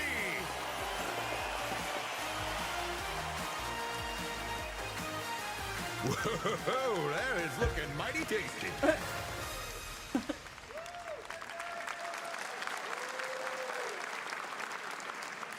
All right, next, a new look at a new team shooter from Dreamhaven and Moonshot Games. 20 players across 5 ships venture into the most treacherous region of space, hoping to get their hands on the artifact. The game is called Wildgate, and the open beta starts next week during Steam Next Fest. And we're also very happy to announce the game will launch on July 24th for PC, PlayStation 5, and Xbox. Let's see what it means to get into some serious space shenanigans. Space shenanigans.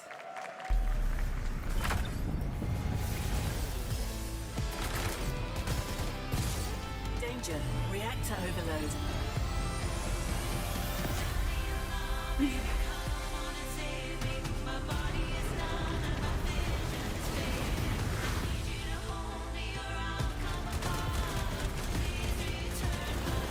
I've got the artifact.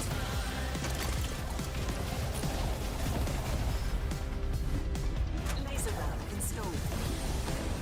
This feels bad. Now their ship is flying.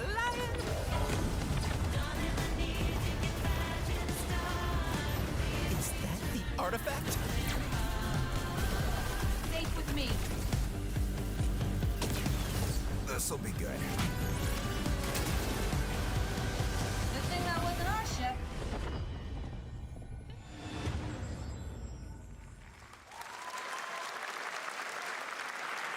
I'm proud to reveal to you the next game from Toronto-based Drinkbox Studios, the team behind the Guacamelee Before we do series. that, I gotta take a human break. I'll be right back super quick.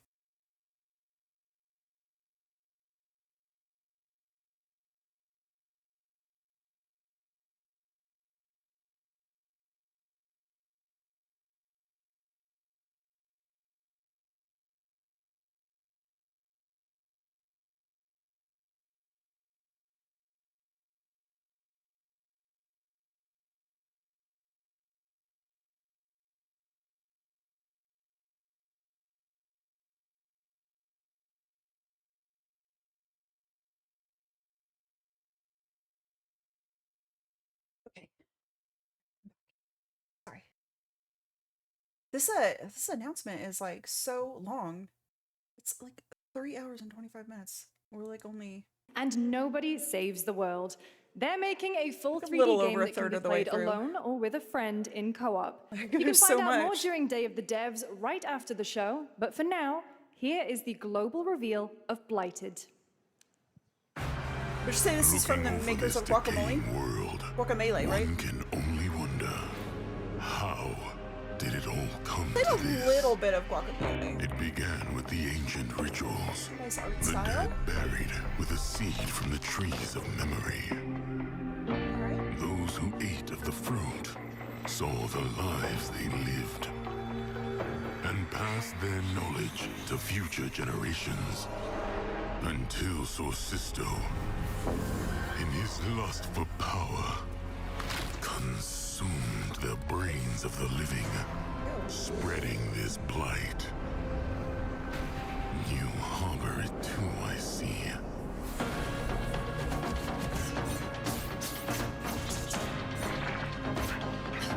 Alright.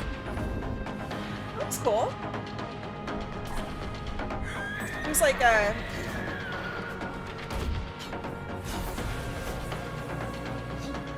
like a...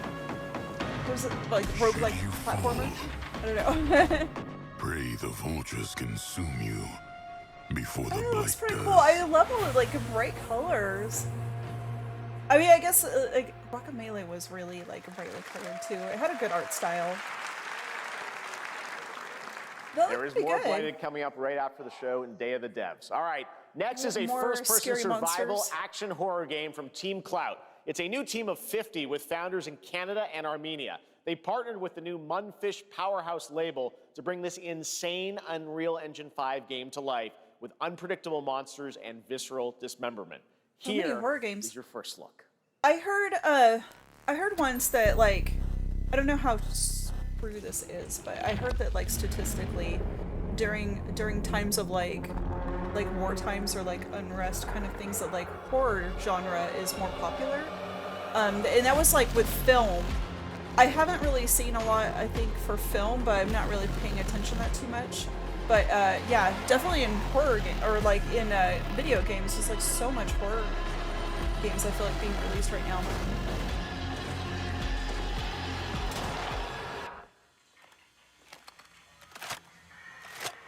That horror's so hot right now.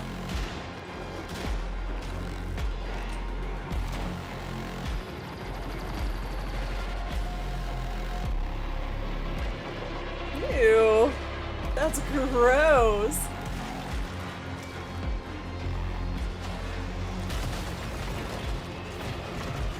Ew.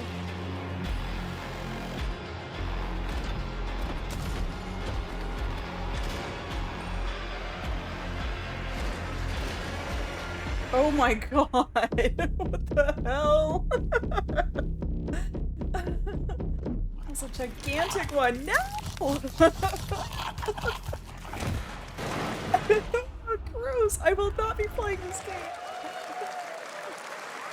Poor little babies. All right, Mecha Break is one of 2025's most anticipated shooters, with its previous beta amassing over 300,000 concurrent players on Steam and 3 million players in total. In this game, you explore a sci-fi universe and pilot powerful mechs with immersive aerial and ground combat.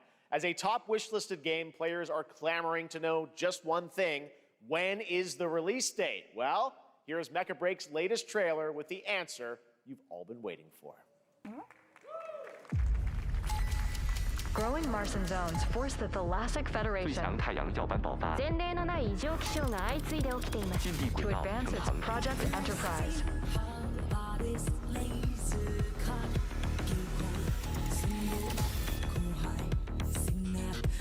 All this music makes me worry. I haven't gotten any, like, warnings from Twitch, though, so maybe we're okay. They still tell me if they don't like the music. YouTube is not gonna like this music. I don't think.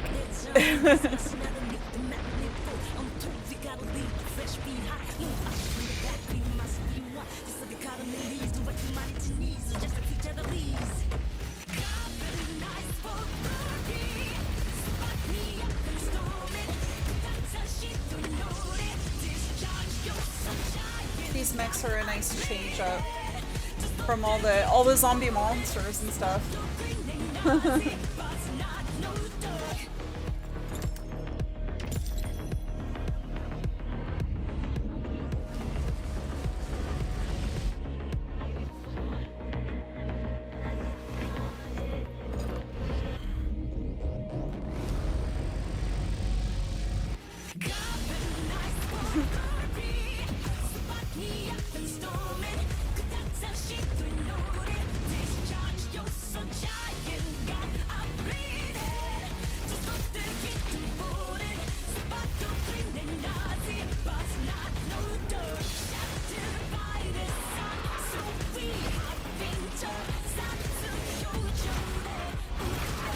This looks cool, but I wish they'd show like more of the actual gameplay.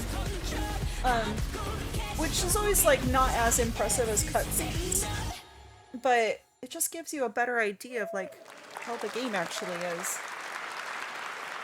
In this next title, I feel like small-scale players traverse I the feel oversized world suspicious when around it's them, like filled with oops, all local cutscenes wildlife and on hostile machines. the game trailers. Built by a small 8-person studio, this is Infinitesimals.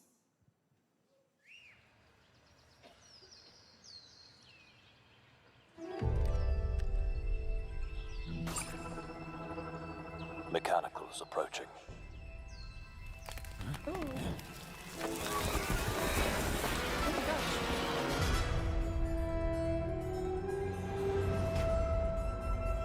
We must now face a stark Ooh. reality. That looks pretty. Oh, they're small. The industrial civilization we were expecting to join. Oh, that's cool. Look at you Is get there more? the portal turrets.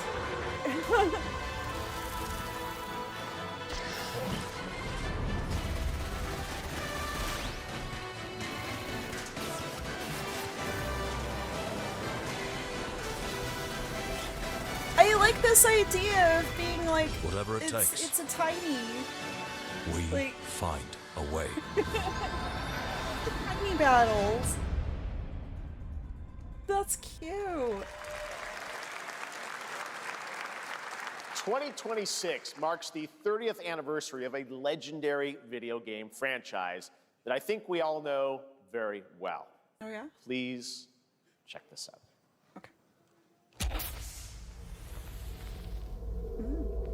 So are you afraid of the dark? Happy birthday to you. Oh. Happy birthday to you. Going back to Raccoon City. Birthday. Happy birthday. Happy birthday to you. And to celebrate early, a special message from Takeuchi-san. マギーさんありがとうございます。カプコン竹内です。皆様のおかげでバイオハザードも30周年を迎えることができました。ありがとうございます。さて、お待たせしているバイオハザードの最新作なんですが、もう少しだけ、あと瞬きするぐらいの間だけお待ちいただければと思います。それでは、これからもバイオハザードシリーズよろしくお願いいたします。ありがとうございました。Okay. I need a glass of wine too. All right. Or just, like, Thank you, confirming they're making a Takeuchi-san, new for one, that I very guess. special message. We cannot wait for when the time is right to share more leading into the anniversary of These Resident little Evil. teasers. Now it is time for the next big update for a beloved franchise.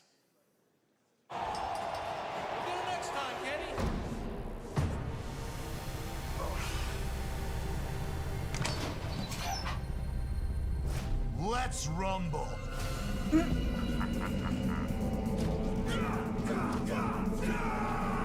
Alice.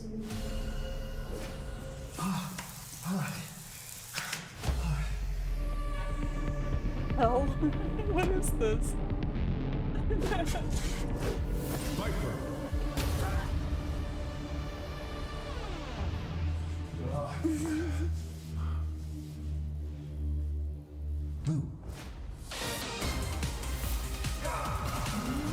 Ingrid.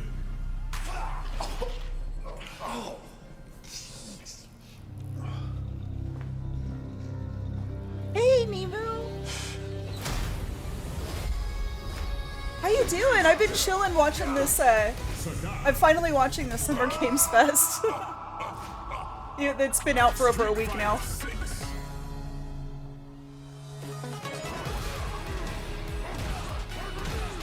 it's Street Fighter. What? Why did they do like such a weird intro for this?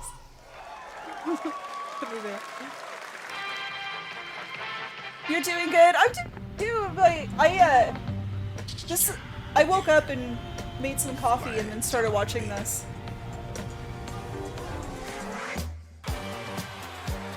There's been like a lot of like games that look really good, but not a lot of them that I think that I will actually play. Because it's like this announcement has had so many like just really gory like horror games in it, and like I don't really want to play that. It has to be like a special kind of like, I guess like little nightmares type of horror is fine, but like I don't know. I don't want to play like zombie like shoot 'em ups kind of games like or like I don't know. I guess like the really like gory like soul styles. Like I don't usually play that.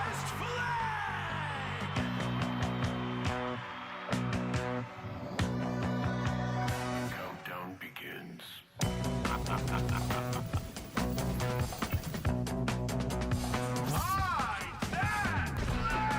There's also a lot of games that I feel like they made as MMOs, and like, yeah, I prefer like games to watch other streamers play them. I don't actually usually play any myself, unless they're just like not very scary. As I don't like being jump scared. I hate that. but it's fun watching other streamers play that kind of stuff.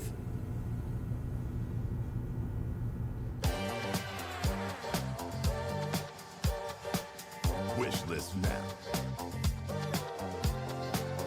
But yeah, some of the games, they were like, oh, they're MMO, and I'm like, I don't know how good these are gonna be. Like, I feel like Night Street Games, they which may is have been the better if they ultimate were like game of single capture player, the flag like set just in the story. 1970s, as you story saw. based, story The focused. closed alpha will be starting later this year. Next, we have a beautiful new trailer for a Souls-like action RPG game developed in China by Lenzi, Wuchang Tons and Fallen tons of Fetters, Souls-like which is launching games on also. July 24th. Here's a look. Every other announcement has been Souls-like games, I feel like.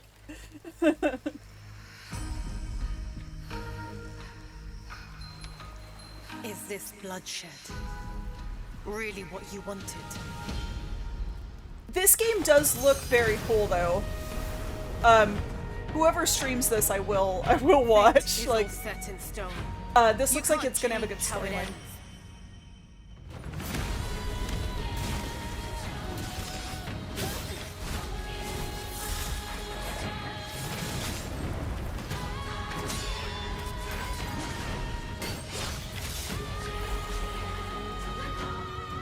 Oh, it's pretty. Ooh.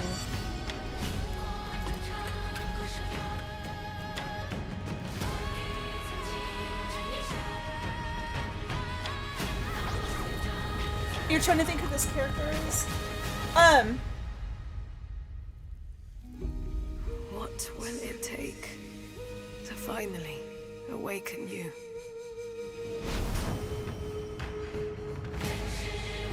Oh, this one's available for pre-order. I think I saw like initial announcement on this a while ago.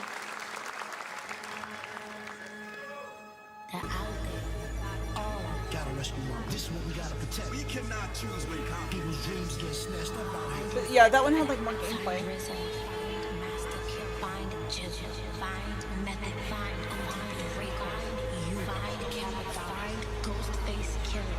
Where is the Wu-Tang Clan? Find them.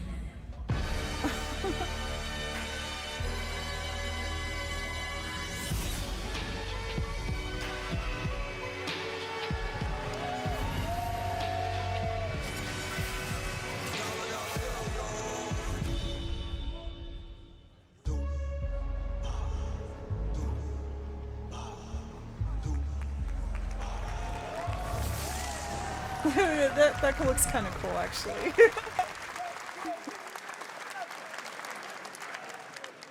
Ghostface Killer is calling on you to rescue his Wu brothers. Wu-Tang: Rise of the Receiver is a new co-op action RPG with anime-style fighting and it's the debut title from the 53-member Brass Lion Entertainment. Now, here's a new look at Guild Wars 2, which has new updates, including player housing, and is free to play.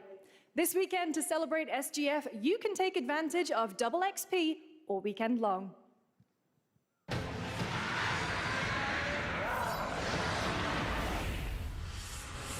My calling takes me far from home, where shared struggles form fast bonds.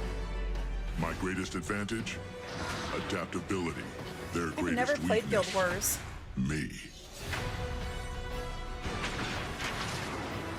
My story. My story. My story is yours.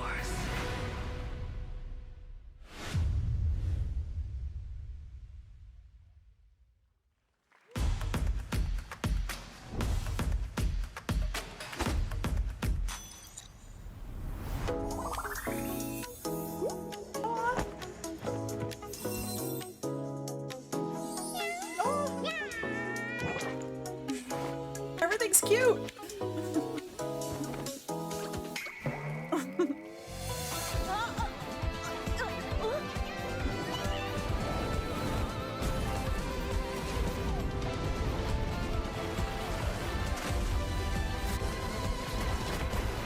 It does look so edible, right?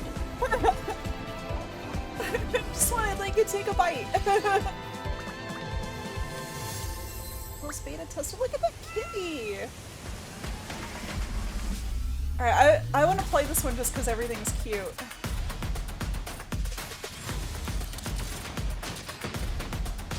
Just rapid fire Genshin Impact. What was this? I didn't read the other one. Prologue with the way back.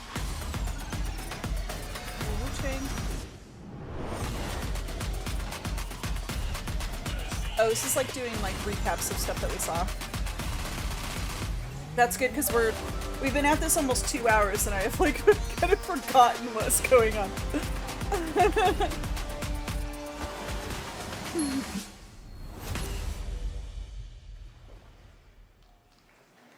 Yeah, this stuff they showed for Woo-Wah looked really cool. You're never gonna guess what happened. I took a bullet, I died, I came back. Here we go. And I met Johnny Silverhand. Chip. Long story.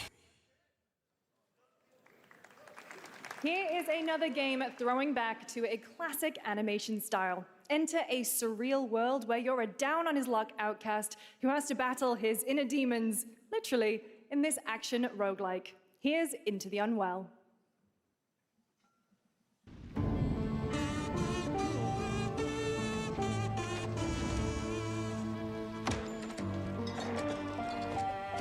Yeah, the Nintendo 2 is like, it's not gonna run it as well as a PC will, of course, but it's much more powerful than the last version. Like, it's on par with like Xbox and PlayStation 5, I think. Or well, maybe not as much as those, but definitely like on par with like Steam Deck. Get well soon.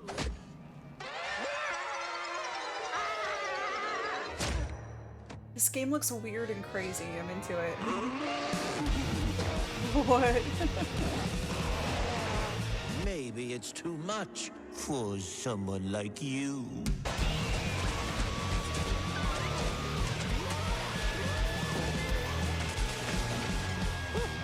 Delusional. It won't always be so easy. I don't know. This kind of reminds me of when I tried to play Blood and it was like so hard I couldn't get past the tutorial. I ended up returning it. Then Steam gave me a refund. You still look a little unwell.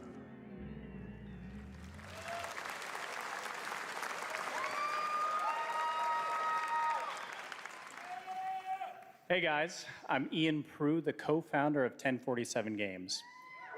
When we started Splitgate in our dorm room, we just wanted to make a game we could play with our friends, and 20 million of you played with us. Now, His hat with the says help make from our amazing FPS great community, again. we've built Splitgate 2. Why? Because I grew up playing Halo, and I'm tired of playing the same Call of Duty every year, and I wish we could have Titanfall 3. With Splitgate 2, we asked ourselves, how would we take portals to the next level? What if you could portal to entirely different worlds? So we combined the action, movement, and gunplay of arena shooters with the scale and intensity of something much bigger.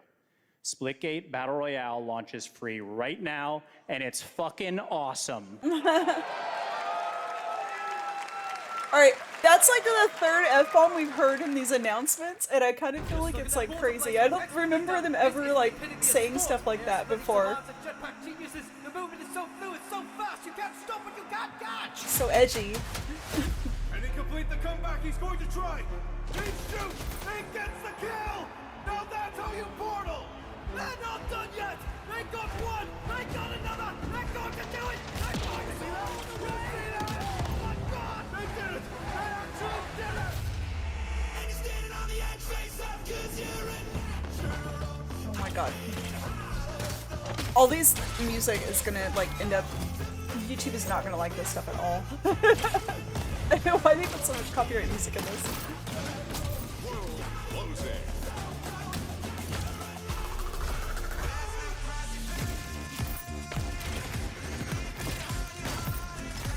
Yeah, it looks like a new battle royale.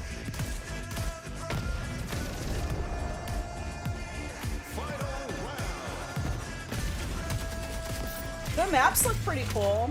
Last man standing. Oh, you like teleport to another part of the map? Is that what he did? Here's Splitgate. That's pretty crazy.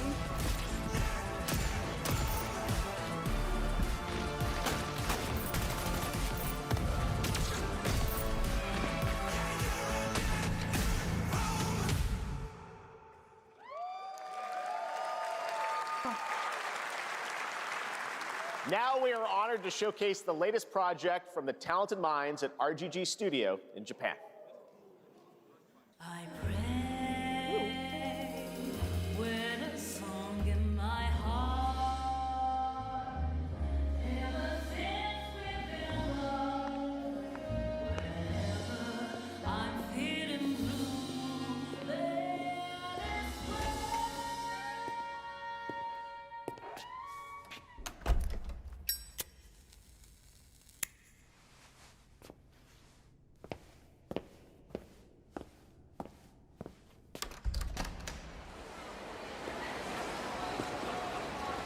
Oh wow.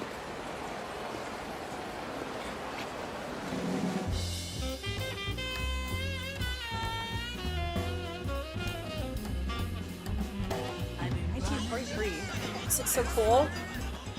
no words to speak.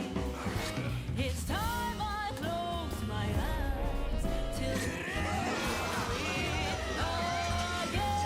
Oh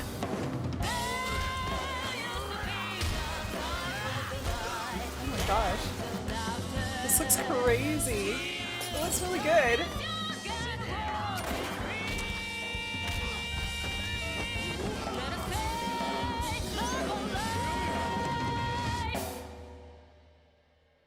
Got a name? Mako Daito. Daito. A Jap then, huh? Don't I look like one? You're not?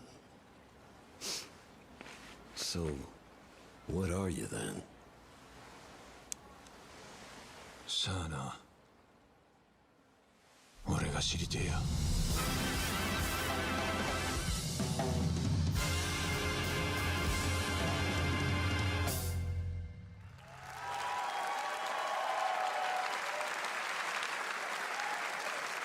You saw it at TGA last year as Project Century set in 1915, and now the full name has been revealed. Stranger Than Heaven, the brand new title from RGG Studio. This time it's now 1943, and knowing RGG, I'm sure more surprises are surely on their way. All right, well, we're almost done here, but we do have one final, very special global game announcement to share with all of you who've been waiting.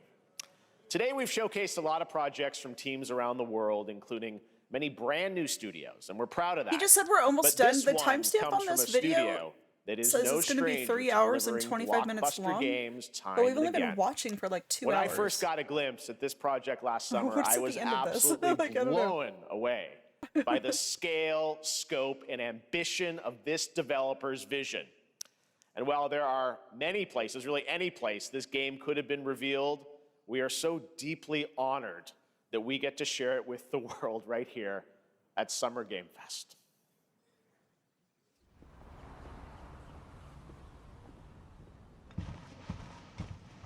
Sir.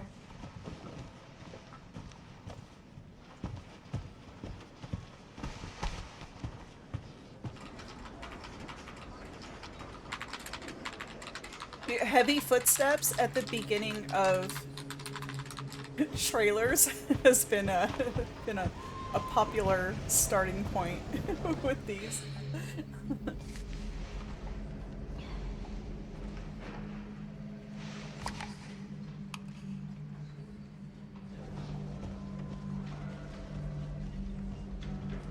Grace. Grace. Grace Ashcroft. Yes? My office. Oh, coming.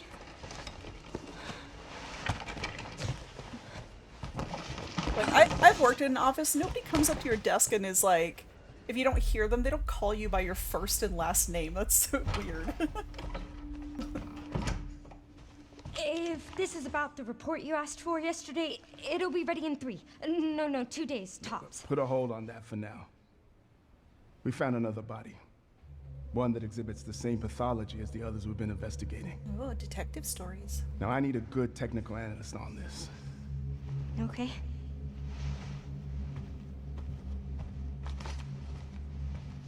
I need your eyes on the crime scene. The Renwood Hotel.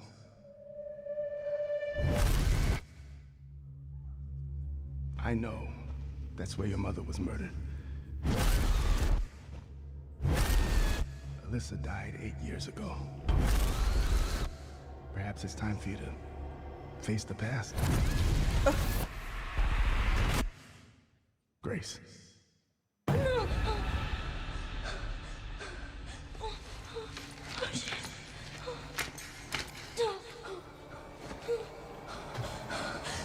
What? Why would... He's like, oh, I think I know what you need mentally, like, to recover from trauma. What the fuck? Stay close. This girl needs to get a new job. They're coming. I know now that you're the one that I've been searching for. The special one. The chosen one. Miss Ashcroft. Investigating all these strange deaths, huh? We need to keep our voices down. Have you seen the same shit I've seen? Please know that you are my hope. Everyone's gone.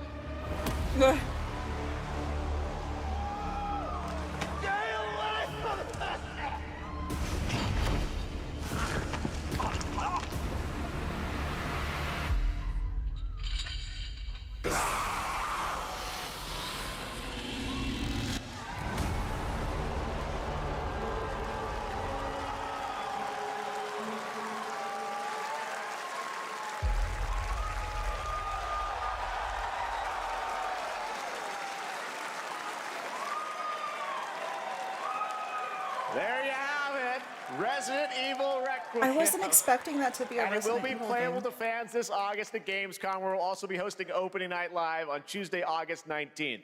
Resident Evil Requiem marks a bold shift for the franchise, both in tone and gameplay, and today's reveal isn't just about survival horror. Expect high-stakes cinematic action too, with much more to share soon leading up to its launch on February 27th, 2026. Amazing. Thank you, Capcom. That was an amazing announcement. Glad we kept it a surprise. All right, that's going to do it for our live Summer Game Fest show. Let's thank our co-host, Lucy James. Didn't she do a great job, everyone? That's it?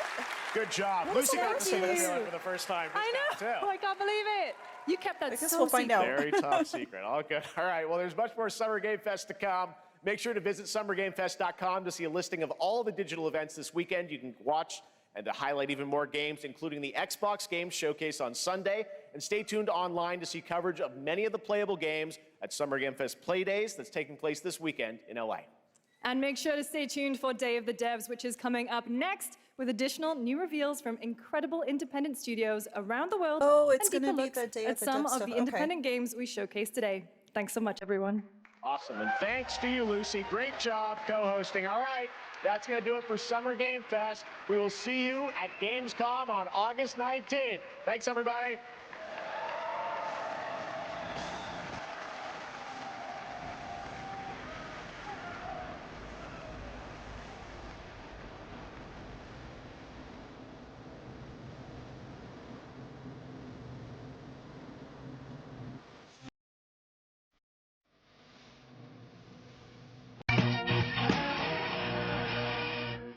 It's like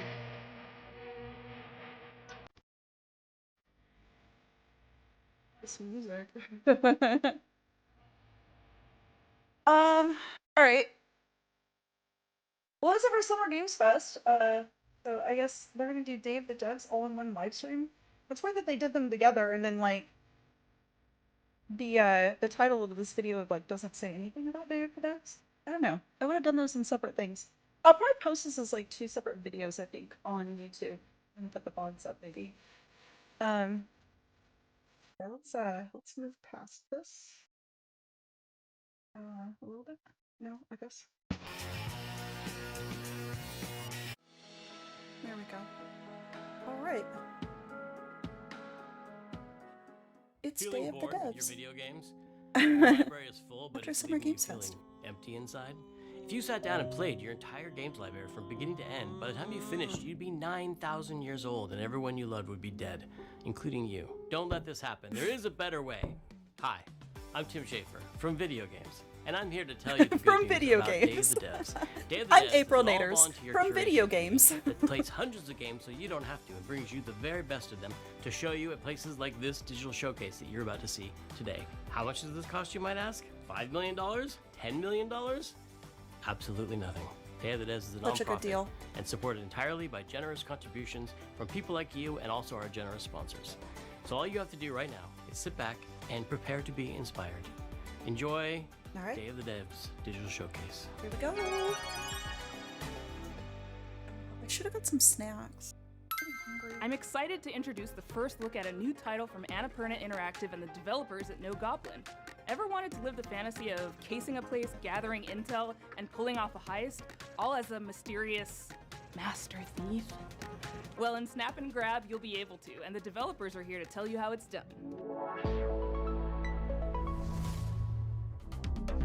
Hello! I'm Sassia, senior level designer and artist at No Goblin. I'm Jamie, senior animator. I'm kind of like at No more Goblin. excited We're about excited to share with the you indie stuff No because Goblin's indies new like upcoming game, put out a lot of Snap and like Grab. a lot of different ideas. And where like the bigger studios tend to like Snap stick and with grab. like the same safe What things does that that they know are gonna sell. I'm glad you asked. Picture this. It's the 80s, and you are nestled between high fashion glamour and high ticket crime. As Nicky Nevada, the world's greatest photographer, you'll be tasked with visiting a variety of rich and lavish settings, in which you'll have one question on your mind. What will you be stealing tonight?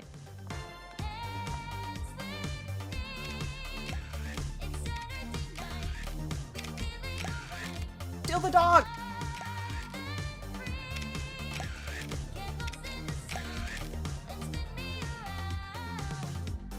Oh, there's another dog.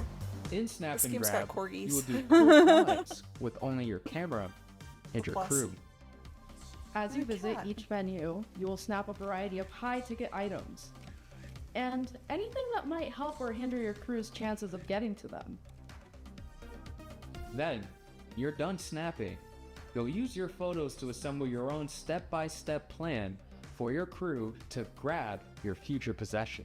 Oh, that's nice. They, like, be your own Just Ocean's be 11. sure to consider anyone who might get in your way, including Rio, a detective who's been on Nifty's trail for quite some time now. Who knows when she'll There's catch so up. many little doggies. As your anonymous deeds make There's headlines, another one. you'll attract new crew, giving you access to new ways to snap and grab. Will you be able to plan the next perfect heist? Or will your heist fail spectacularly?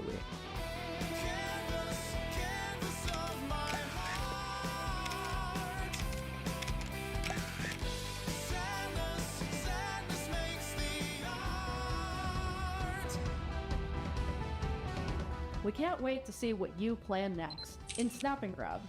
Available early next year on PC, PlayStation 5, and Xbox Series X and S. Does Untitled Goose Game ring a bell? It was one of the very early Day of the Devs games, so early in fact, that when we asked the dev what the name of the game was, they asked, do they have to have a name? You know the rest of the story. House, based in Melbourne, Australia, is developing a brand new kind of experience that's unlike anything else you've ever played. But I'm not the right person to describe what it is.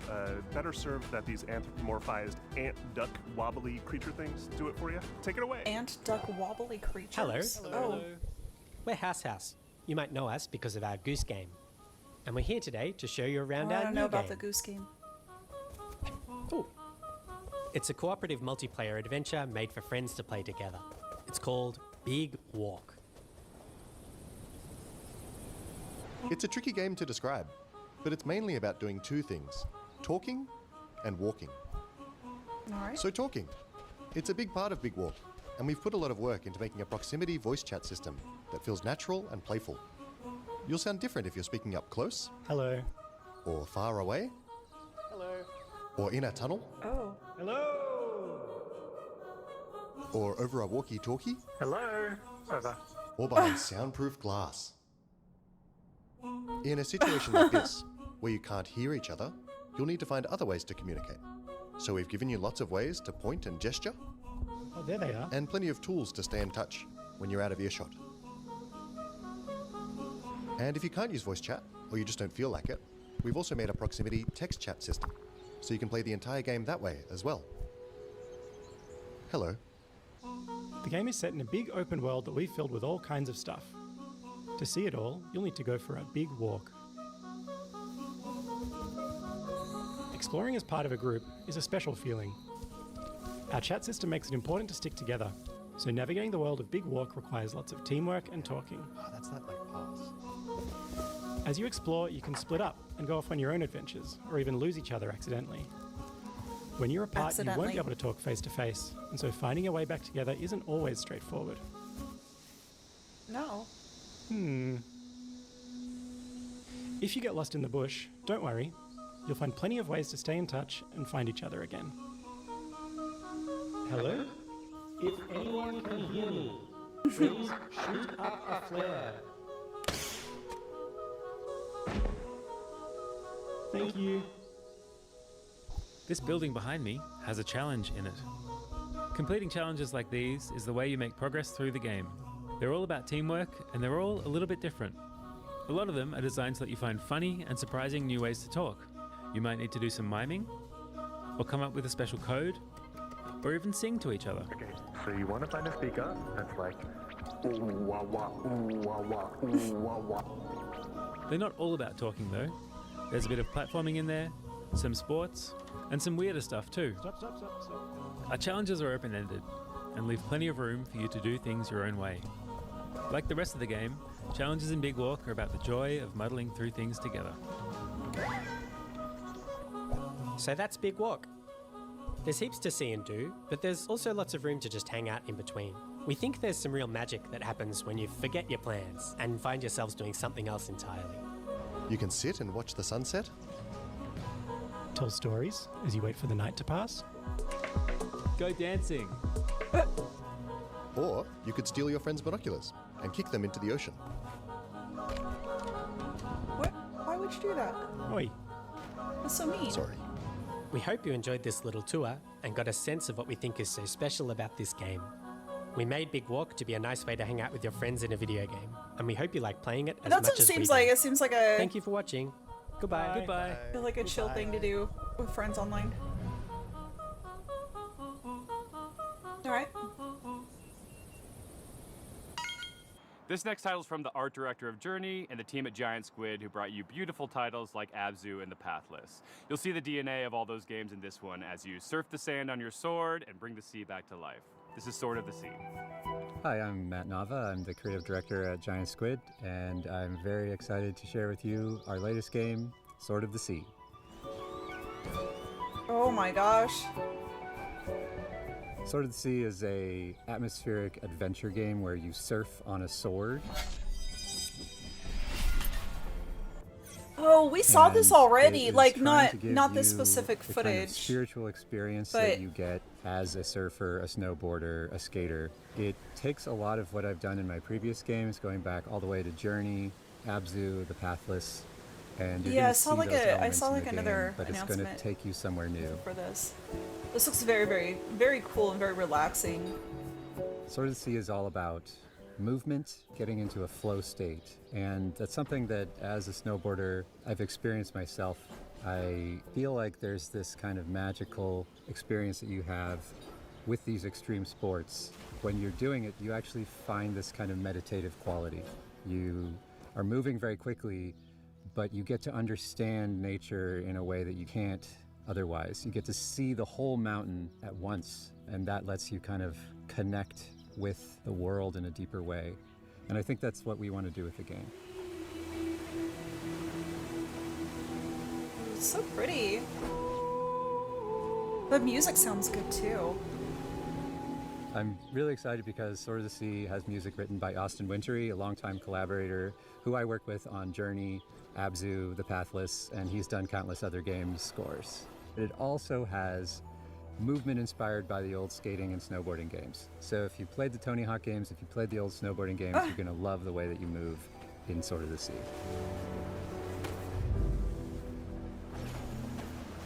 That looks fun. We can't really guarantee that the game will be a spiritual experience for players, but what we can do is create the environment, the conditions under which you might have one. I don't know about all that, but it'll probably be pretty on fun. the PlayStation 5 and PC, so wishlist now. Thank you. This next world exclusive is a sequel to a game that has over 4 million players and counting. A runaway hit if there ever was one. But to make a sequel, you have to bring something new to the genre, something evolved, and that's exactly what this developer did. World premiere.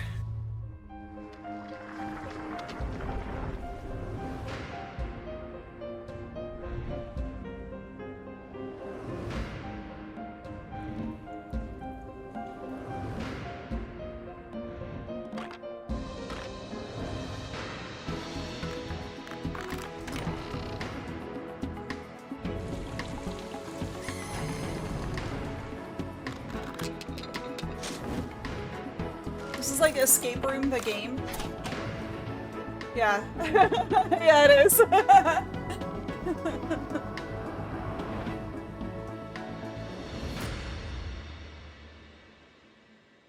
Hi, I'm Wyatt with Coin Crew Games, and we're here to announce Escape Academy 2, Back to School, the sequel to Escape Academy. Escape Academy 2 is an open-world escape room game, where between your escape room classes, you can explore a living and breathing campus that functions as one big escape room. We felt inspired by games like Animal Well and the Legend of Zelda series, and how they leverage free roam puzzle solving, so we're really excited to bring that into the Academy. Animal Well was really good. I did not finish Our it, background but as a studio I've played is in quite a bit of building it. Immersive narrative escape rooms. So when we started making a sequel for Escape Academy, we asked ourselves, how can we push that even further?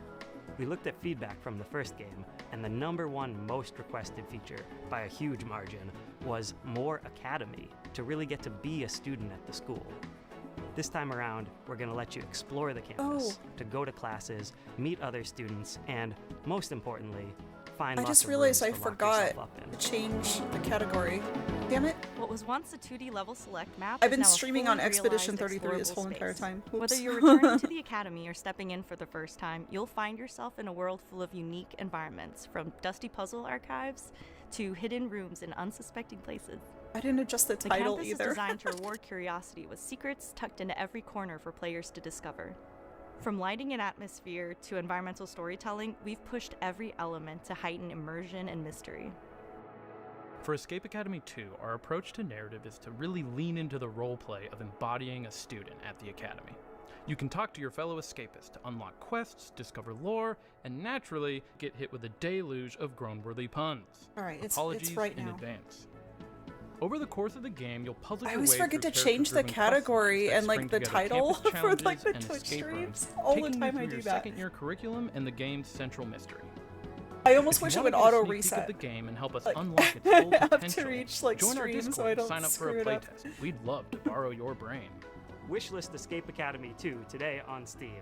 And we'll see you when you get back to school. Oh my god. Devo, Smashing Pumpkins, Lush. All these bands are part of the 80s, 90s vibe that is mixtape from the prolific creators of The Artful Escape. But this is not a music game or a game about music. It's a game about life and friends and the music that gets us through it. Oh hi, Oh, I'm Johnny hi. Galvatron from Beethoven and Dinosaur, here in Melbourne Rock City. And this is our secret hideout where we make video games. And this is one of our artists, Arden. Fuck off. We're the BAFTA award-winning team behind The Artful Escape. But who cares? What's next? We're making a mixtape. I thought we were in Jeff Keighley's thing. We're in Day of the Devs too. Oh, cool. Mixtape is a coming-of-age They showed this in the action-adventure Summer game Games about Fest three thing, friends too. on their last night together, listening to a perfectly curated soundtrack. It's a psychedelic retrospective. A musical The journey that psychedelic documents the breadth retrospective. of their friendship and their greatest hits.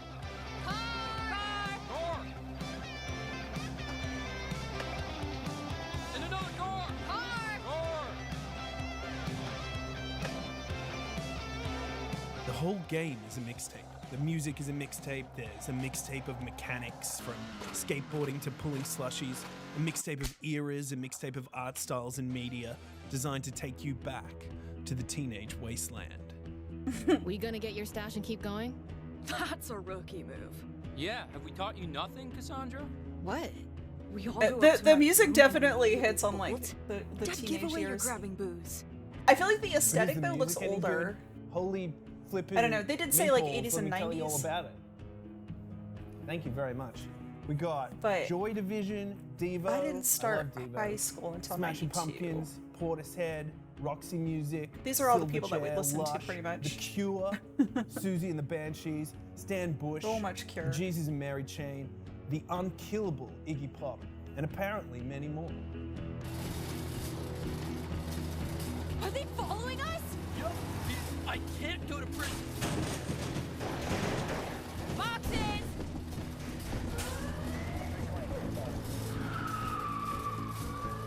This is a terrible idea! What are we doing? If death looks you in the eye, dude, don't blink. Play I it on did not Game do that Pass as a day one, teenager. Wishlist it on Steam, play it on a PlayStation or Epic or whatever. I thought we were riding together. I didn't want to get all sweaty and shit. Fair. Mixtape. Nothing but the hits. Did you see that Drinkbox Studios just announced their next title, Blighted, moments ago at the Summer Game Fest? Well, now they're here to give you an in-depth look at the game. Oh, here we go. Hey, I'm Ian, the lead designer at Drinkbox Studios. And I'm Augusto, art director at Drinkbox. We're excited to finally tell you about our new game, Blighted. I thought this looked pretty good. Blighted is a hardcore action Metroidvania set in a psychedelic Western nightmare. It looks The like it game's might be full of hard for mysteries me and to play, secrets, but and I one don't of know. the It's sometimes coolest if they have an features easy is a mode, I can. dynamic difficulty system that it. constantly changes I don't the like games that are enemy, too hard because I the just get player, frustrated. and the world around I you just as want to you get play. through it, I guess. People I in don't this know. world have a sacred ritual. When someone dies, a seed is planted in their brain. Over time, a tree grows from their skull. The art style and looks bears really fruit. great though. By eating this fruit, one gains a knowledge and experience of their ancestors. That's how it was for generations. That is, until the one they called Sorcisto defiled the ritual. He discovered that by eating brains raw, he gained immense power. Sorcisto ate the fruits, destroyed the trees, and devoured your entire community. And in doing so, he released a reality-altering disease known as Blight. As the lone survivor, you have a singular goal. Hunt down Sorcisto to reclaim the memories of your people. I love how colorful Now, everything like the is. rest of the world, you're afflicted with blight.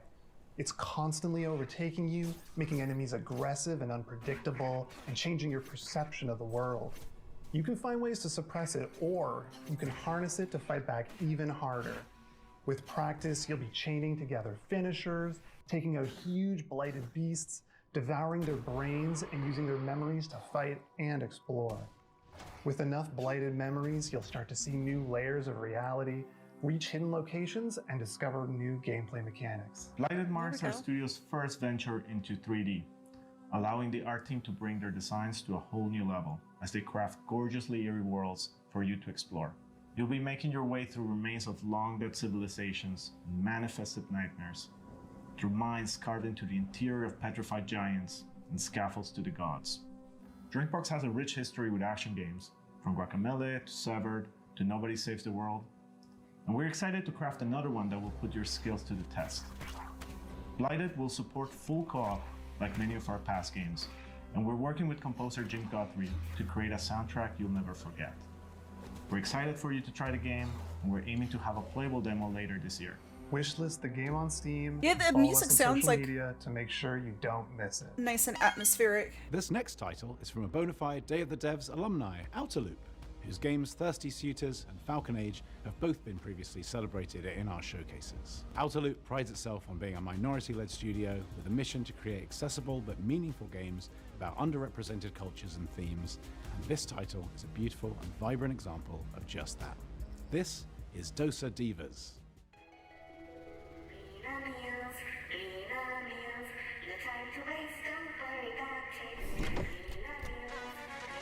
Lena meals. Packs a punch.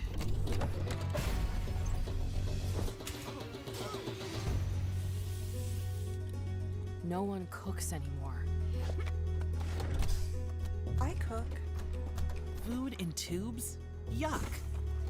I'm so hungry. Even food from a tube. Ah!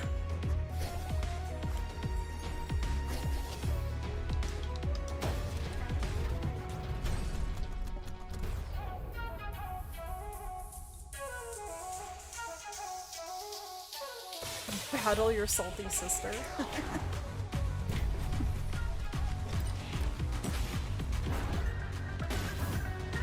This is like a game about eating better. Yeah, it's a positive message.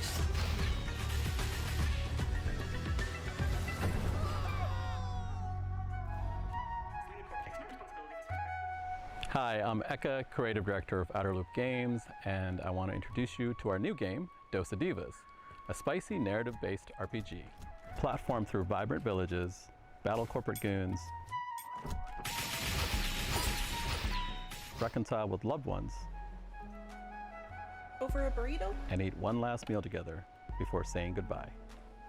Double jump, drill, and grapple your way through the world to discover local ingredients, hidden paths, memories, and new friends. Engage in a flavorful turn-based combat system where every attack packs some heat. I like that it's turn-based. There's not enough Especially when you turn-based time games. it right. Hitting the action button as the hit lands amplifies your attack damage and strengthens your blocks against enemy attacks. Use boost points at the start of your turn to multiply damage on attacks and skills. Match enemy flavor cravings to break down their defenses and leave them stuffed. Cook up made-to-order food to wake up villagers from a processed food-induced haze using the expressive cooking system. Delivering delicious, hearty meals reconnects communities with their culture, history, and shared memories, and increases your reputation. Serve up looks by customizing your spirit met goddess.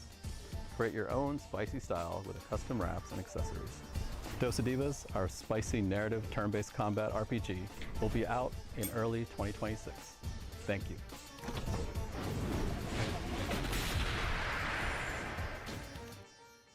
Our pals at Heart Machine, creators of Hyperlight Drifter and Hyperlight Breaker, have teamed up with our buds at Devolver. They're mixing things up with surreal, interdimensional demon horror. It's a genre, right? Or is it a genre? Probably should be a genre. Probably. Here it is. I don't know.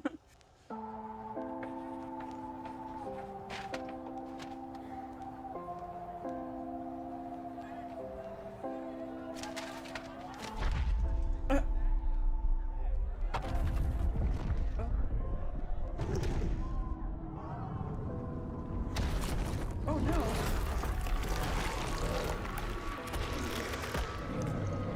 What the hell? Just like chomping on the students. Aw. Wait, the teacher's still there though. Oh no.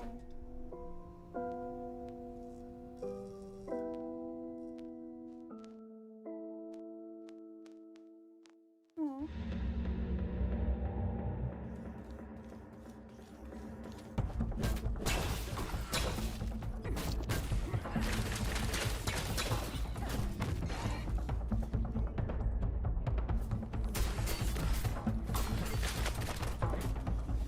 This looks cool.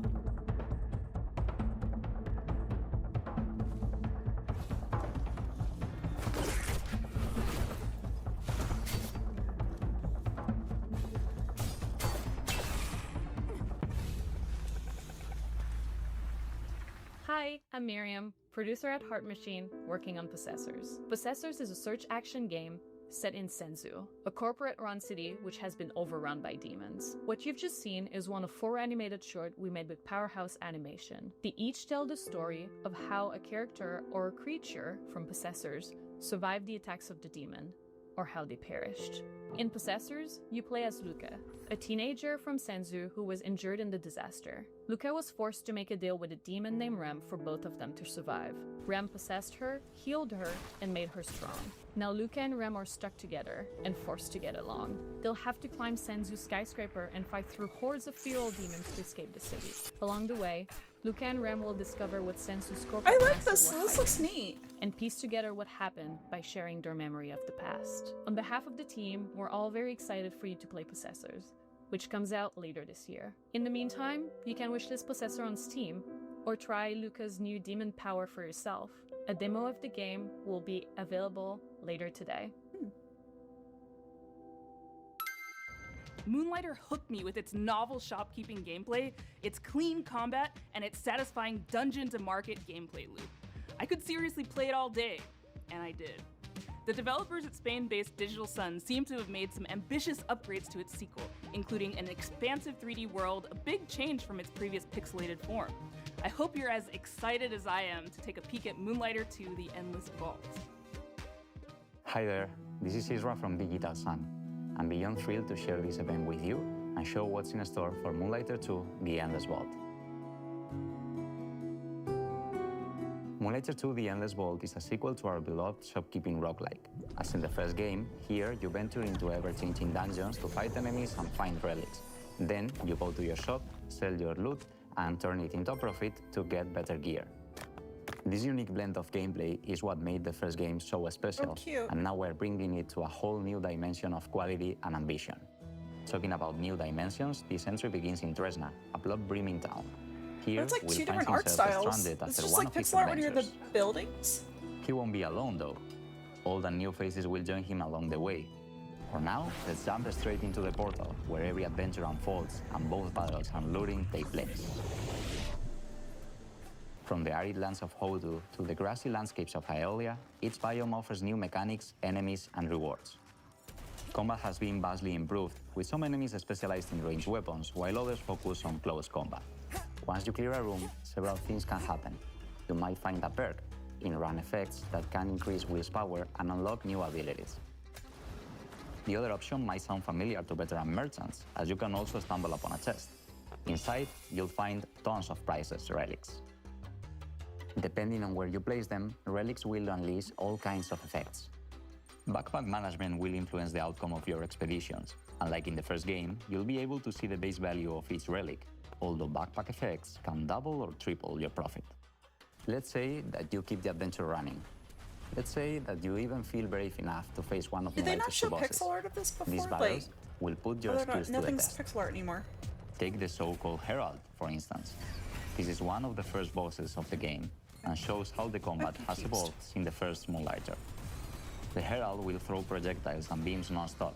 Maybe that was just when you're in the building, so it's like a kind of like top-down pixel art. It's also protected by a sound barrier that you'll need to deactivate before striking back. Merchants need to be smart. It doesn't matter how far you get. Successful runs so hungry. leads to the same place, This needs to, your shop. The shop is where you put a price on your loot and try to get the best deals. This game There are announcement ways was to so influence the outcome. long. For now, all I can say is, haggle hard, sell harder. Well, there's actually something I can already share with you. Just Well, I like guess the it perks was in the long because dungeons, you can they had also like unlock special effects Summer each Games time Fest you open and your Day shop. of the Devs like together They in can one potentially skyrocket your profit, unleashing video. powerful synergies and selling That's a streaks. lot. You never know what will happen when you open your shop. That's why we call it a shopkeeping roguelike after all. That's it for now. After nearly 7 years since the original Moonlighter was released, we hope you are as excited as we are. Please stay tuned to our socials for all things Moonlighter 2, The Endless Vault. See you in Tresna.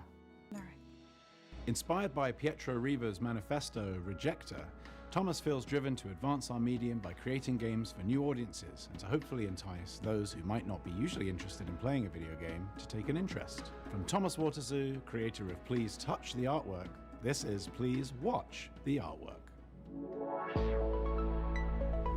World premiere. Hi. Oh, hi. Welcome to Day of the Devs ASMR edition. My name is Thomas Waterzoo, and I'm a developer from Belgium. I'm the creator of Please Touch the Artwork, a series of casual and accessible games based on real paintings, where I explore what would happen if we did touch the artwork. I usually start by choosing a painter I like, and then think about what gameplay could fit their art style. For my third game, I fell in love with American realist painter Edward Hopper, but this time, you're not gonna be touching artworks, you're just gonna be watching them. At night. What?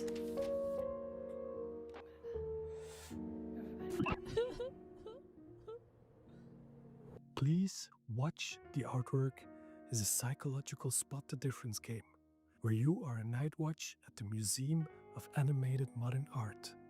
In short, MAMA. Your job is simple. Watch the paintings and report any anomalies. However, these are not your everyday paintings. They are alive, and there is a mysterious sad clown wandering around, spreading their sadness over all the paintings. You're gonna need a good memory, focus, and lots of coffee to avoid this from happening. Oh, I like If you coffee. don't know Edward Hopper, no worries. You don't need to know him to be able to enjoy the game. But he's most famous for his painting, Nighthawks. He depicted themes like loneliness If you don't know who he and is, urban you've probably isolation. seen that painting. So for me, it made lots sense of to times. create a psychological horror game. I also wanted a mechanic that made people really look at the paintings, hence the Spot the Difference gameplay. There are no jump scares in this game, and no monsters. The only things that are chasing you are the feelings of paranoia, self-doubt, and maybe some nostalgia towards Hopper's America from the early 20th century. Okay, you've got some clowns, but they are kinda harmless. It's just you, the night, and the paintings. I don't have a release date yet, but you can now wishlist the game on Steam. However, and don't tell this to anyone, it's probably gonna be around Halloween this year. Shh. Thanks to Day of the Devs for giving me this wonderful opportunity, and I really hope you like this bizarre little thing I made. Bye-bye.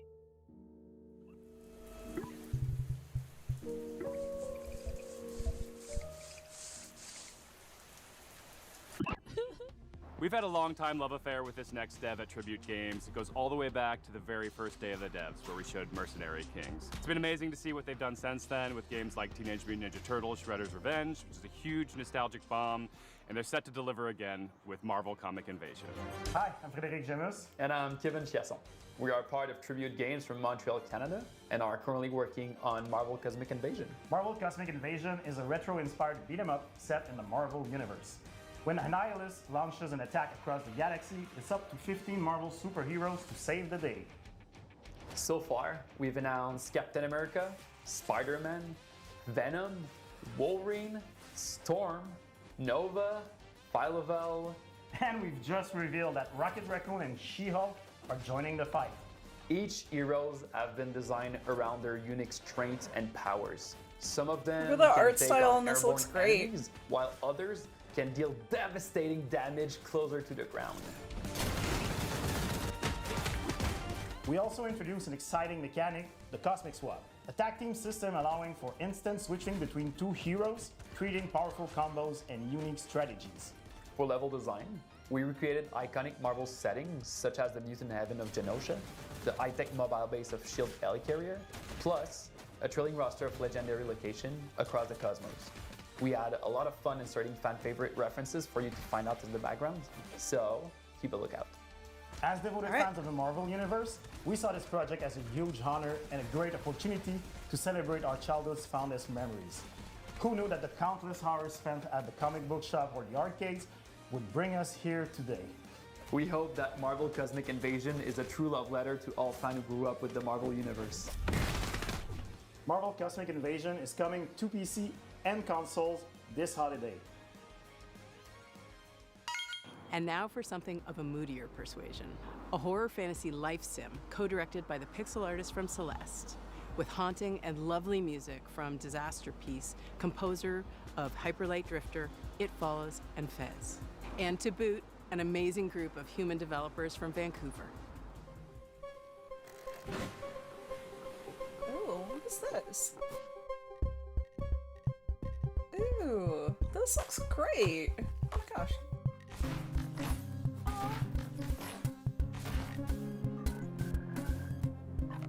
Oh man. There's only one thing I like more than pixel art, it's limited palette pixel art.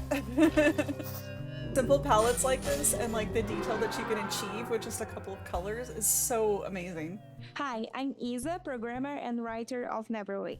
And I'm Pedro, artist and designer of Neverway, a horror RPG and live sim, and the debut title of our new studio called Blood Inc. You play the game as Fiona. After quitting your dead-end job, you try to start over on a farm, a place where you can escape from all your problems, and finally it starts fresh. But it gets darker.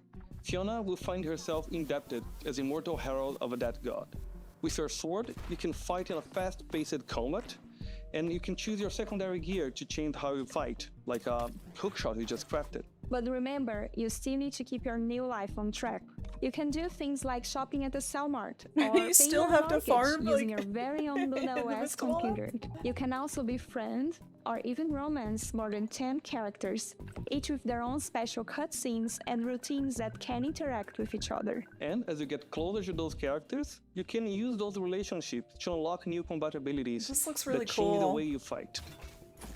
You can farm, fish, and cook, but Neverway doesn't play like a regular live sim RPG. Time progresses in 3 blocks: morning, afternoon, and evening, and you choose when to advance by doing things like eating, sleeping, or reading a manual. The idea is to let you set your own pace, so you can choose when you want to fight, or when you just need a break and see your friends. You will eventually start searching for the Neverway, a decaying, nightmarish reality that is slowly leaking into yours. There you will learn what's happening to this dark, post-apocalyptic world as you pay out your debt. If this sounds like your kind of game, you can wishlist Neverway on Steam and stay up to date to our latest announcements. And thank you for watching.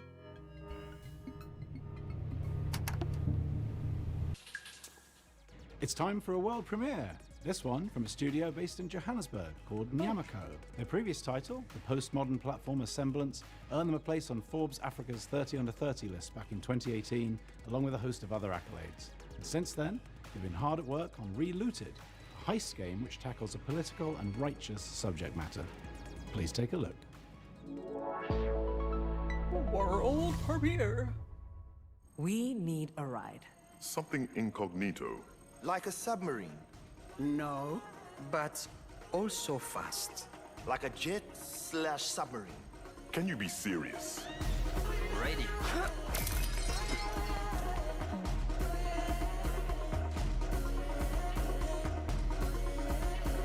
Hi, I'm Maka, the lead animator at Nyamako. And I'm Sita, producer at Nyamako. Relooted is set in the near future, where a new treaty has been signed between the West and Africa. The treaty goes that all African artifacts that are on public display must be returned to their country of origin. But museums are using a loophole to avoid repatriation. They begin to only exhibit artifacts in private. Our heist crew is made up of regular people who band together to see these artifacts returned to their country of origin, operating from a hideout in Johannesburg, South Africa. Cuckoo, how do you do the mysterious plane, guy? Are you not tired? Rest. We have work to do tomorrow. In the real world, a French government report estimated that 90% of sub-Saharan African cultural heritage is in the possession of Western collections. That is millions upon millions. That's a lot. Of deeply important cultural, spiritual, and personal artifacts, including human remains, that aren't in their rightful place. While the locations in the game are vague and invented, the 70 artifacts in Relooted are very much real. And, as of today, reside in Western museums and private collections. Take, for example, the Ngaji drum, a hugely important spiritual item to the Pokomo people of Kenya. It was believed destroyed in 1910. In reality, it had been sent and kept in storage in a European museum. In 2016, a museum let a Pokomo prince visit the drum in storage. He was the first Kenyan in over 100 years to see the drum. It still remains in storage. How did they today. get it? That's crazy. Before each mission in Relooted, players will receive a briefing where they can learn more about these artifacts, where they are from, their significance, and how they came to be removed from the African continent. He was taken to England following the suicide of his father. I wonder and if this the is like defeat of historically the accurate in the game. By the British at Magdala in That's so interesting. 1868. Relooted is a combination of action and puzzle. Once you pick up a target artifact, the alarm triggers, and you only have a certain time to get out before security arrests you. The puzzle comes in figuring out your plan, and the action comes in executing it. The heists are made up of 3 phases. In phase 1, you case the joint, collecting information about where the targets are and what obstacles you'll face. From here, we can smash the security glass and get you up to the next floor. In phase 2, you roam the level, carefully avoiding tripping the alarm and preparing your escape route.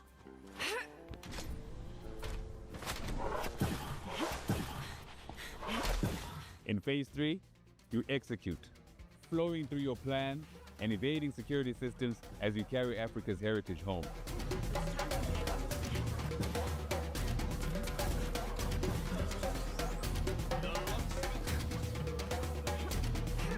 God. You get the loot Relooted and is book coming it to out of there. Steam, the Epic Game Store, and Xbox Series X and S. You can wish list it now. Remember Patapon, that charming series of games about those little dudes walking around doing stuff and making music? Well, there's a sequel. Well, kind of a sequel. It's a spiritual successor. It's the core team from Sony Japan that made the OG games coming back at you with more charming little dudes doing stuff while making music. Here it is. こんにちは。パタボンの原作者であり、現在ラタタンの開発をしております小谷博樹と言います。そして私はラタタンのリードプロデューサーを務める坂尻和人と申します。私は現在サーフィンやランニング、そして大好きなけん玉の練習をしている時以外は常にラタタンがより面白くなるように努力をしているところになります。ラタタンはよりカラフルなデザインと、オンラインマルチプレイモード、ローグライトなど新たなゲームデザインに取り組んで日々開発を行っています。そして皆さんと一緒に育ててきたファンベースはとても素晴らしいものであり、コミュニティに投稿していただける応援のメッセージとか、可愛らしいファンアートにはいつも励まされています。プロデューサーとして日々この業界の苦しさを感じております。ですが、このように自分たちの好きなゲームが作れることに日々喜びを感じています。我々インディーチームですので、まだまだ皆さんの支援が必要となります。今日は、新しいトレーラーをお持ちしましたので、ぜひご覧いただきたいと思います。それでは、どうぞ。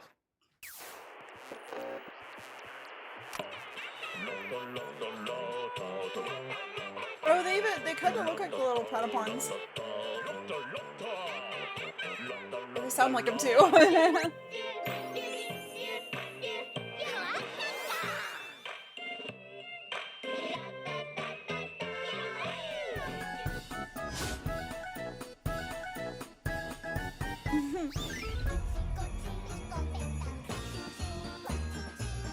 my gosh.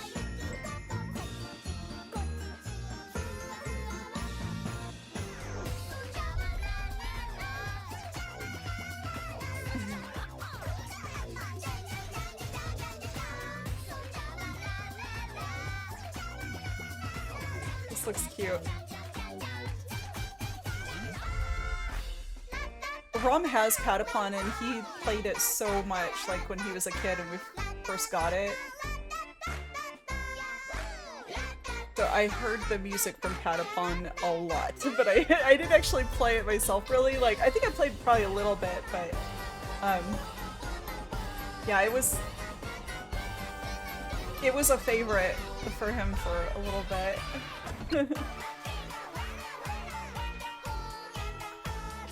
It's crazy that was a long time ago and they just never made anymore.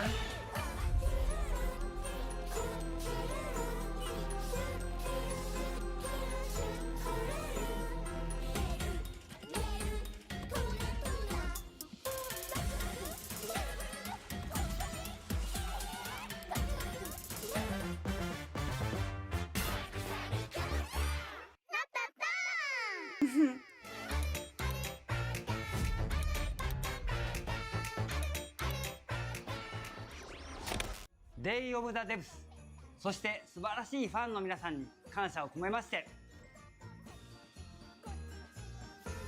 乾杯 This next game, led by the legendary Warren Spector of Epic Mickey and Deus Ex fame, is a totally new take on stealth. His talented team is making something like nothing else. It's an evocative game set in a turn-of-the-century universe, and I cannot wait to play it.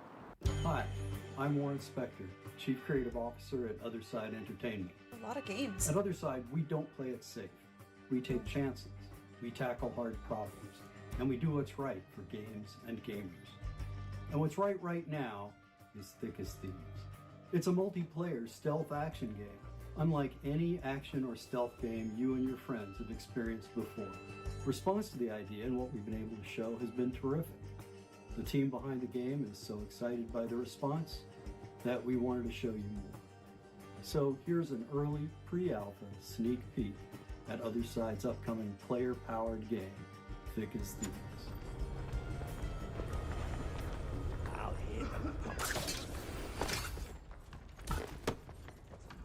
So we're trying to have all the bells and whistles of an immersive stealth game, like hiding in shadows, understanding NPC pathing and vision cones and timing your movements with them, and lockpicking your way through a guarded location. The X factor to me, however, is probably the presence of other players in the same game. The thing is, I could study the AI all day long. I could study the levels all day long. But the other thing is, I don't know what another player is going to do. Are they going to actually pickpocket me? Making, situations that are just so fun. Something that won't happen in another match ever again. I think that's the thing that I'm looking most forward to seeing players do. I can feel like a real master of stealth or deceit or cunning because I'm not just outsmarting NPC AI, which can be satisfying, but it's an actual human being that I'm getting the best of. So one of our core design pillars in Thick as Thieves is to play with your ears. And to me, that means a lot as audio director because you understand your surroundings at all times. You understand where you are on the map. You can hear where other thieves are. You can hear other threats like guards. You could also be able to tell like, oh, I'm in this quiet environment and then I can hear outside it's very loud. So I'm thinking to myself, wow, okay, if it's raining and there's a thunderstorm, maybe that can mask some of my sounds so I can kind of go in undetected. Sneaky, sneaky. And a lot of this is not faked. If you hear a train in the background in the distance, there's actually a train passing by in the world. Every thief for themselves, right? You know, thieves going at it 1v1v1. And one thing that I really like to do is kind of stay back in the shadows and watch everyone go at it. People are falling into my traps and then just waiting for the right moment to swoop in.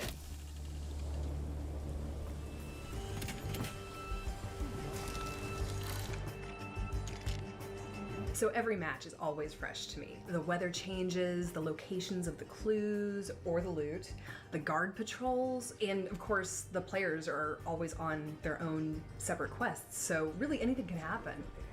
London House! That's far enough! You know, we've been working on this game for a while now, and I'm just totally stoked that other people are excited about it too. I really want to get this game in front of more players as soon as we can, and I'm hoping that many of you will sign up for a playtest. We'd love to get your feedback on the game, and we'd love to show you what we've been putting together over here. So, thank you very much. This is a new title from a longtime collaborator of ours, both at Double Fine Presents, where we published their game Kids, and here at Day of the Devs, where we've highlighted titles like Time Flies. Here's a first look at their new game, Pocket Boss. World premiere! Hi, I'm Mario. I'm roughly half of a small studio called Playables based in Zurich, Switzerland. I worked on games like Plug and Play and Kids, but now I'm looking forward to show you something brand new, Pocket Boss. Pocket Boss is a short game about the small joys of manipulating data. As a remote worker, you're in touch with your boss through a chat interface and will get all kinds of requests.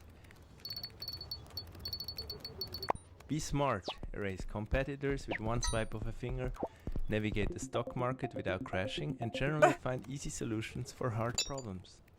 Your boss will verify if everything looks correct, and most importantly, beautiful. But as you do all that, the charts start to get a life of their own. They go wild. Will you be able to tame them? Or maybe even find your own satisfaction on your way to success? Pocket Boss is an intimate encounter with data exploring the secret life of Yeah, I kind of want to play this. The game will It's come relatable. out later this year. You can find more information and a link to the Steam page on pocketboss.ch. Thank you. This autobiographical game is all about food and our complicated relationship with what we eat and what we see when looking at the scale. Its unique gameplay unpacks the frustration and even the strange humor of cooking, eating, working out, and more. And we finally have a release date. Hi, I'm Jenny. Hi, I'm AP. We're the co-directors of Consume Me. Consume Me won the Seamus McNally Grand Prize at the 2025 Independent Games Festival. More importantly, it's I don't know about what to that get is. its release date announced at Day of the Devs. After we talk specifically about how cool it is. Did you feel like a complete jerk and or a loser in high school? Well, I did. And I did not stop her from spending several years of her adult life letting me make a hardcore role-playing game about it with her. I was not my high school valedictorian. My grades were a toilet emoji. Furthermore, 0 European Relatable. museums had ever yet featured an exhibit of my art. So the only thing I could think of to want to do was get hot. That's where you come in. Are you tough enough to help cartoon me get hot? Each story chapter in Consume Me sees Jenny with new goals and not enough time to comfortably accomplish them. Alright, well, I wasn't You, the concerned about player, getting must hot in manage high your school. schedule by making meticulous decisions about how to I spend was very your free concerned time. with not being Every in high school activity anymore costs when I was or in high boosts school. different resources. These activities often involve mechanically hilarious minigames. In Consume Me, putting food on your lunch plate is a puzzle game. You can buy a sponge at the corner store to make the hitbox bigger in the bathroom cleaning minigame, and you can also wear a special outfit that results in your mom giving you more money if you clean the whole bathroom. Yoga might kill you. Encounter cash on the street while Yoga walking might your kill dog. you. What? This part is based on real life, by the way. 1 out of every 16 times I walked my dogs over the past 4 years, I've encountered a crisp 20 on the ground. What? Can you win the heart of the boy of your dreams? Can you hold on Should to I it? be walking Can the you dog? chart I a just course want to run toward a around the sustainable yard. Future? Can you fit just one more to-do goal on your plate? Or is it already full to bursting? More importantly, does any of this matter, either in the game or in real life? We don't have time to spoil the story here. So you'll have to find out yourself when Consume Me comes to Steam on September 25th, 2025. Please wishlist it as soon as you can. Seriously, at the rate of $20 per 16 dog walks, it is going to take me 1,095.89 years to earn $1 million, and we God. need to make another game after this. Thanks. Thanks. Sometimes great games can go unnoticed. If you're lucky, maybe you build a small cult audience, but very rarely do those games go on to inspire huge games like Undertale. That's exactly what happened with this game. Originally released in 2008, and now seeing a release on Steam and Switch, this is Off. Hello, I am Mortis Ghost, a Brussels-based comic book artist and creator of the game Off.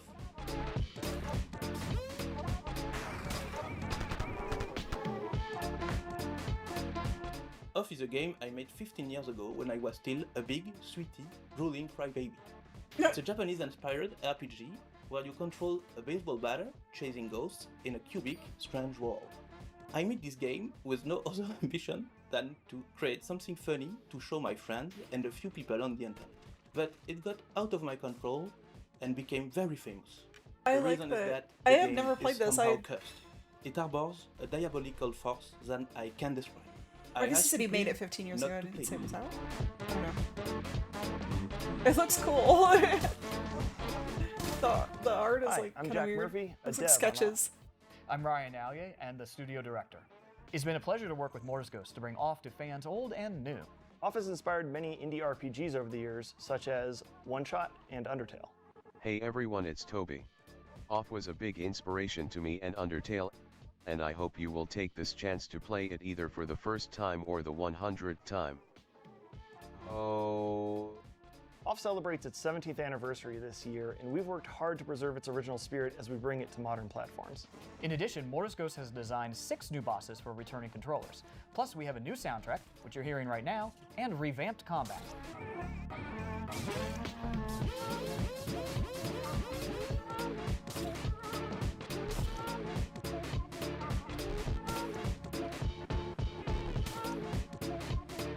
We're proud to announce Off's release date for Nintendo Switch and Steam. Nice. I have not played Undertale, but I hear really great things.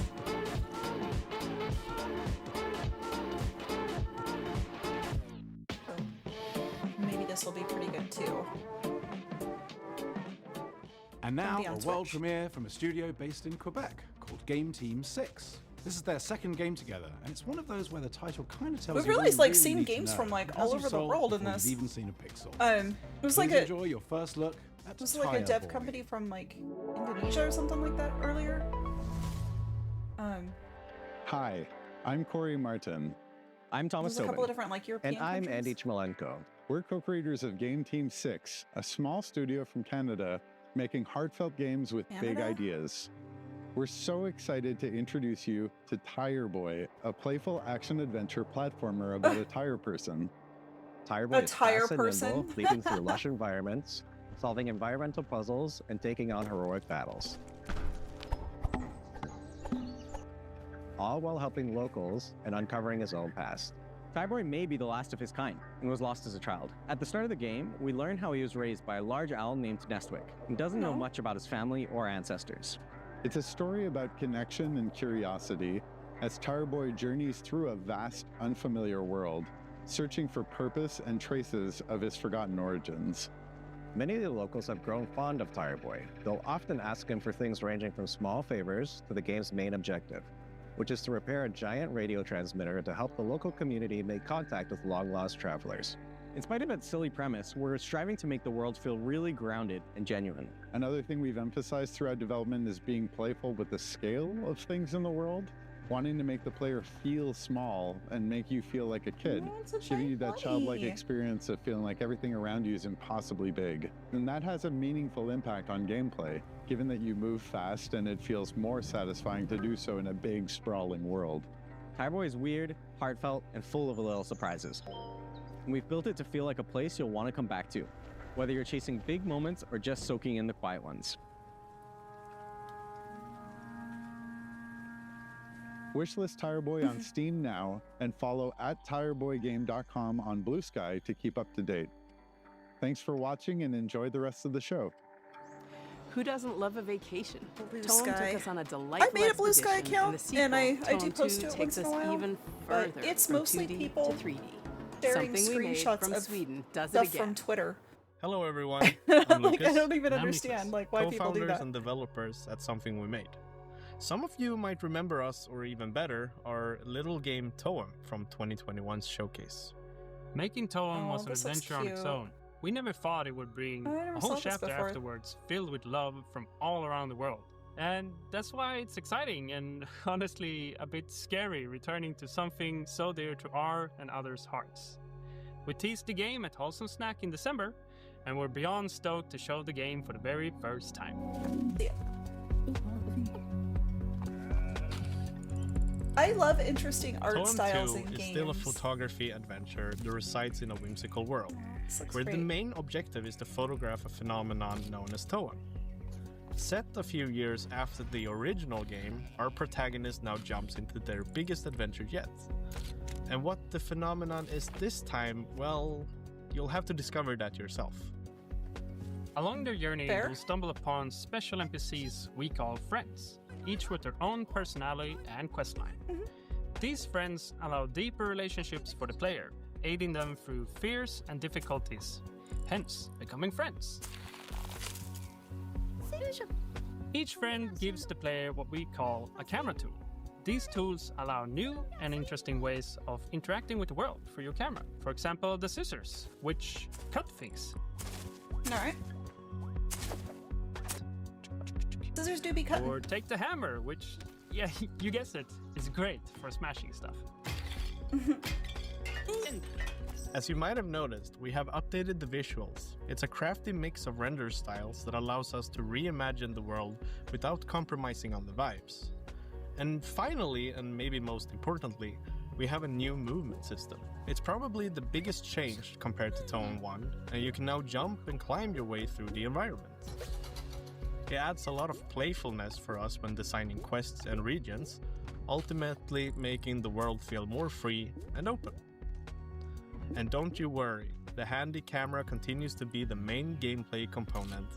This time, we made it feel a bit faster and snappier.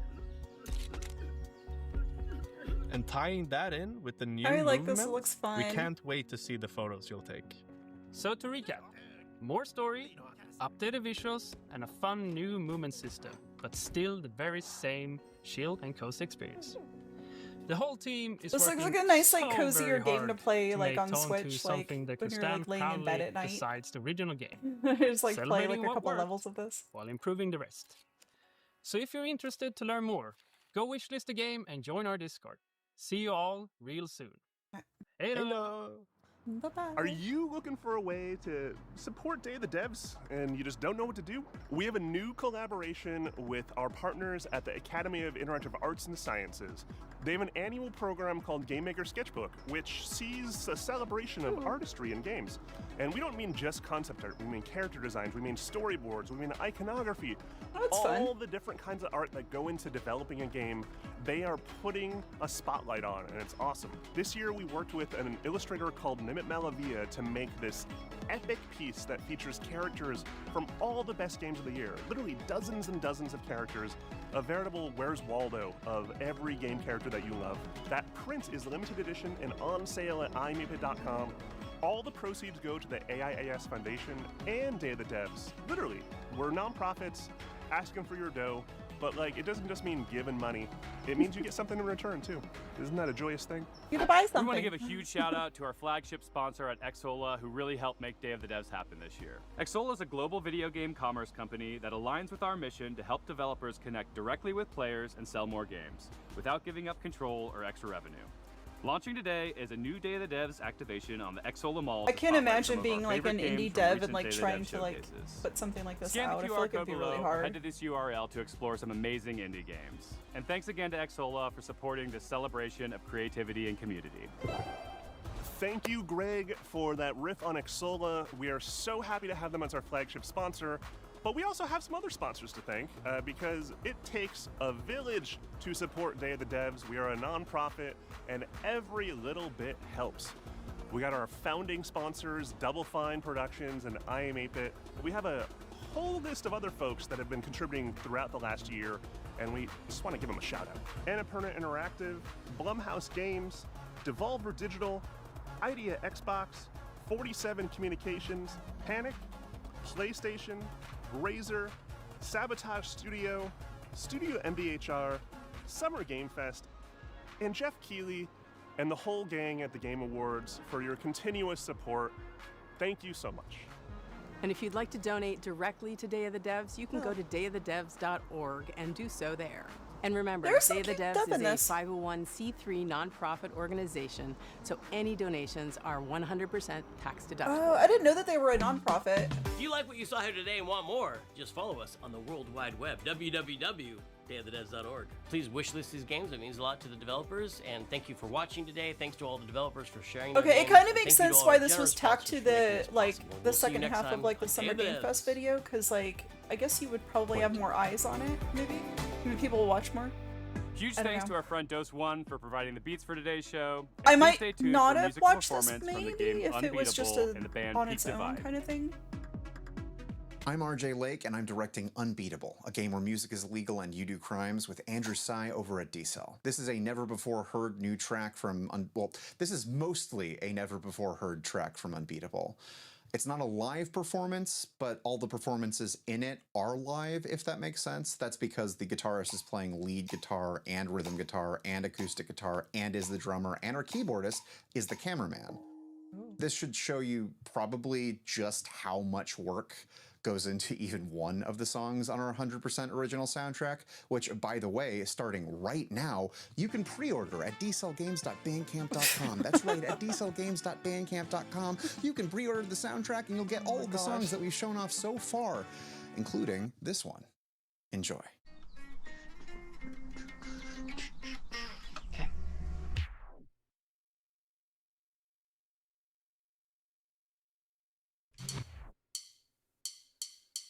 Has your voice been truly locked away? We get musical performances in this last 10 minutes.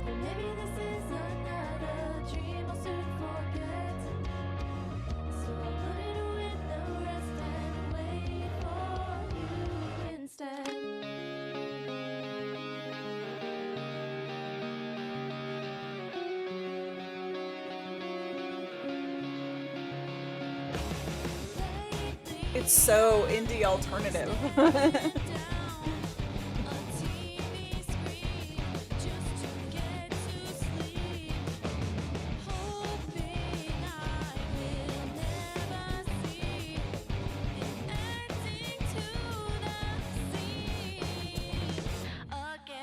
Alright.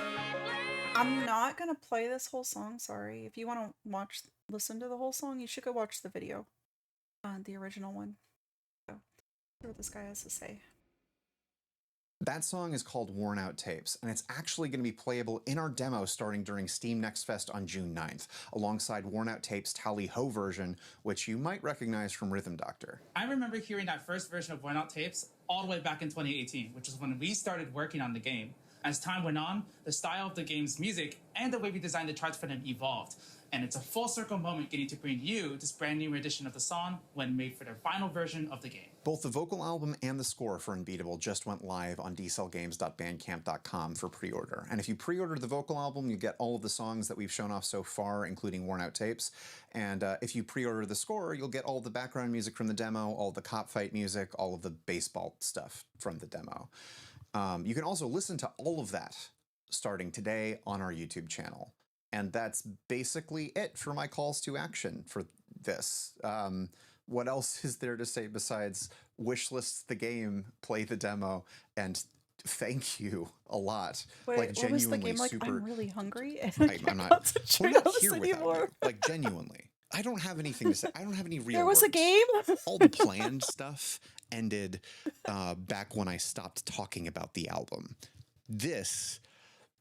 I can't really think of a good way to thank you because there is more love that has come into D-Cell than I have any idea what to do with.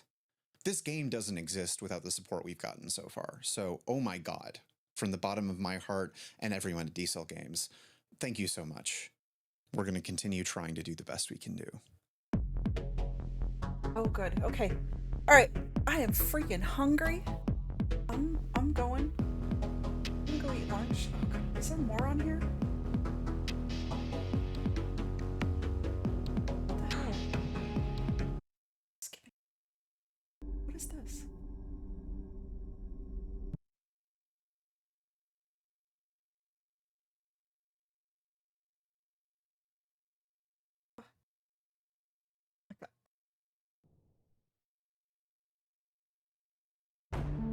It just doesn't stop. Kenny's son makes video games.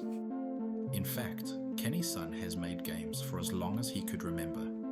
Even as a young man, his curiosity and dedication to the art was apparent. His parents, his teachers, and his friends all knew this about Kenny. This is just like how to. He how to loved support video kind of games, stuff now? I and don't his know. desire to make them was undeniable. Taking inspirations from the world around him and the games that formed his tastes, All right, there's 6 more Kenny minutes in was this always video. in front I of guess the we'll stay screen, till the end. tinkering away at whatever idea fluttered through his mind. Video games would take Kenny far in life, but he could have never expected the heights he'd one day reach. One day, I'm gonna make a game called Ball Pit just for you, Volvi. There you go. Did he do it? Oh.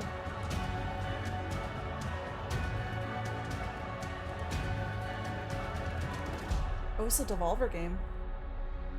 Oh. Alright.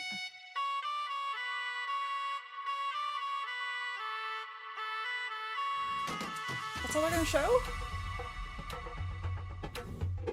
Oh, maybe they're gonna show more. I just see Kenny Sun Studios. Hey there, I'm Kenny Sun, and I'm coming up with my new game, Ball Pit. And this is how I imagine my studio would look like if Devolver Digital gave me enough funds to make my own studio. Yes, it's just me. There's like 5 of us, Kenny. So whose studio is this? So, my first notable game was Circa Infinity, a hypnotic platformer that was passed over by Devolver Digital when I first pitched it to them. But that game did a lot of good to me. It gave me the belief and the confidence to actually make video games as a career. And I'm so grateful for the early support from players, and no props to Devolver Digital for obvious reasons. From there, I started taking out video games every year to hone my craft and explore the passion that I had for geometric shapes. And that gave rise to the IGF-nominated Mr. Sun's Hatbox, which was again declined by Devolver Digital. But that game got a lot of commercial and critical success. And now we are here in the present tense. Ball Pit, the brick breaking, the ball fusing, the base building, survival roguelite in partnership with Devolver Digital. They finally got their together and they saw the potential of this beautiful game and its balls started dangling in front of their faces. So do you want me to edit out that last part? No, please don't, keep it. So now we're going to discuss about Ball Pit and we're going to see its first trailer And after that, we're going to dwell a little bit deeper. All right, this into is where what it's staying. makes this game so much fun. Roll that footage, Henry. Go for it. Roll that footage, Henry. Henry. Henry. Like you said, we were the only one here.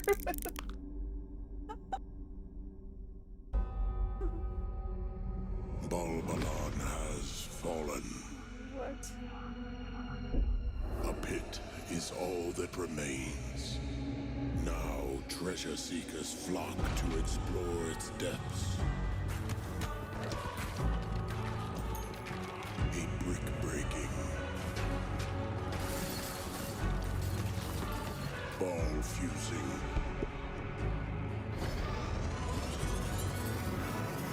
base building,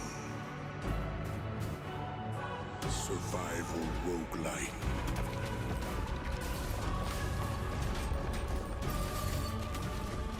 All right, I'm intrigued. I'm intrigued. This looks very interesting. Devolver's put out some bangers. Rebuild Balbalon.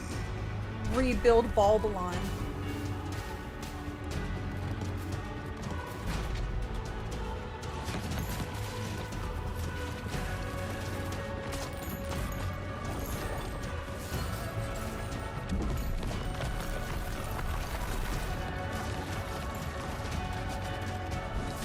Was this what you thought about when they said that they were going to make a game called Ball Pit? Ball Pit. Descend into chaos.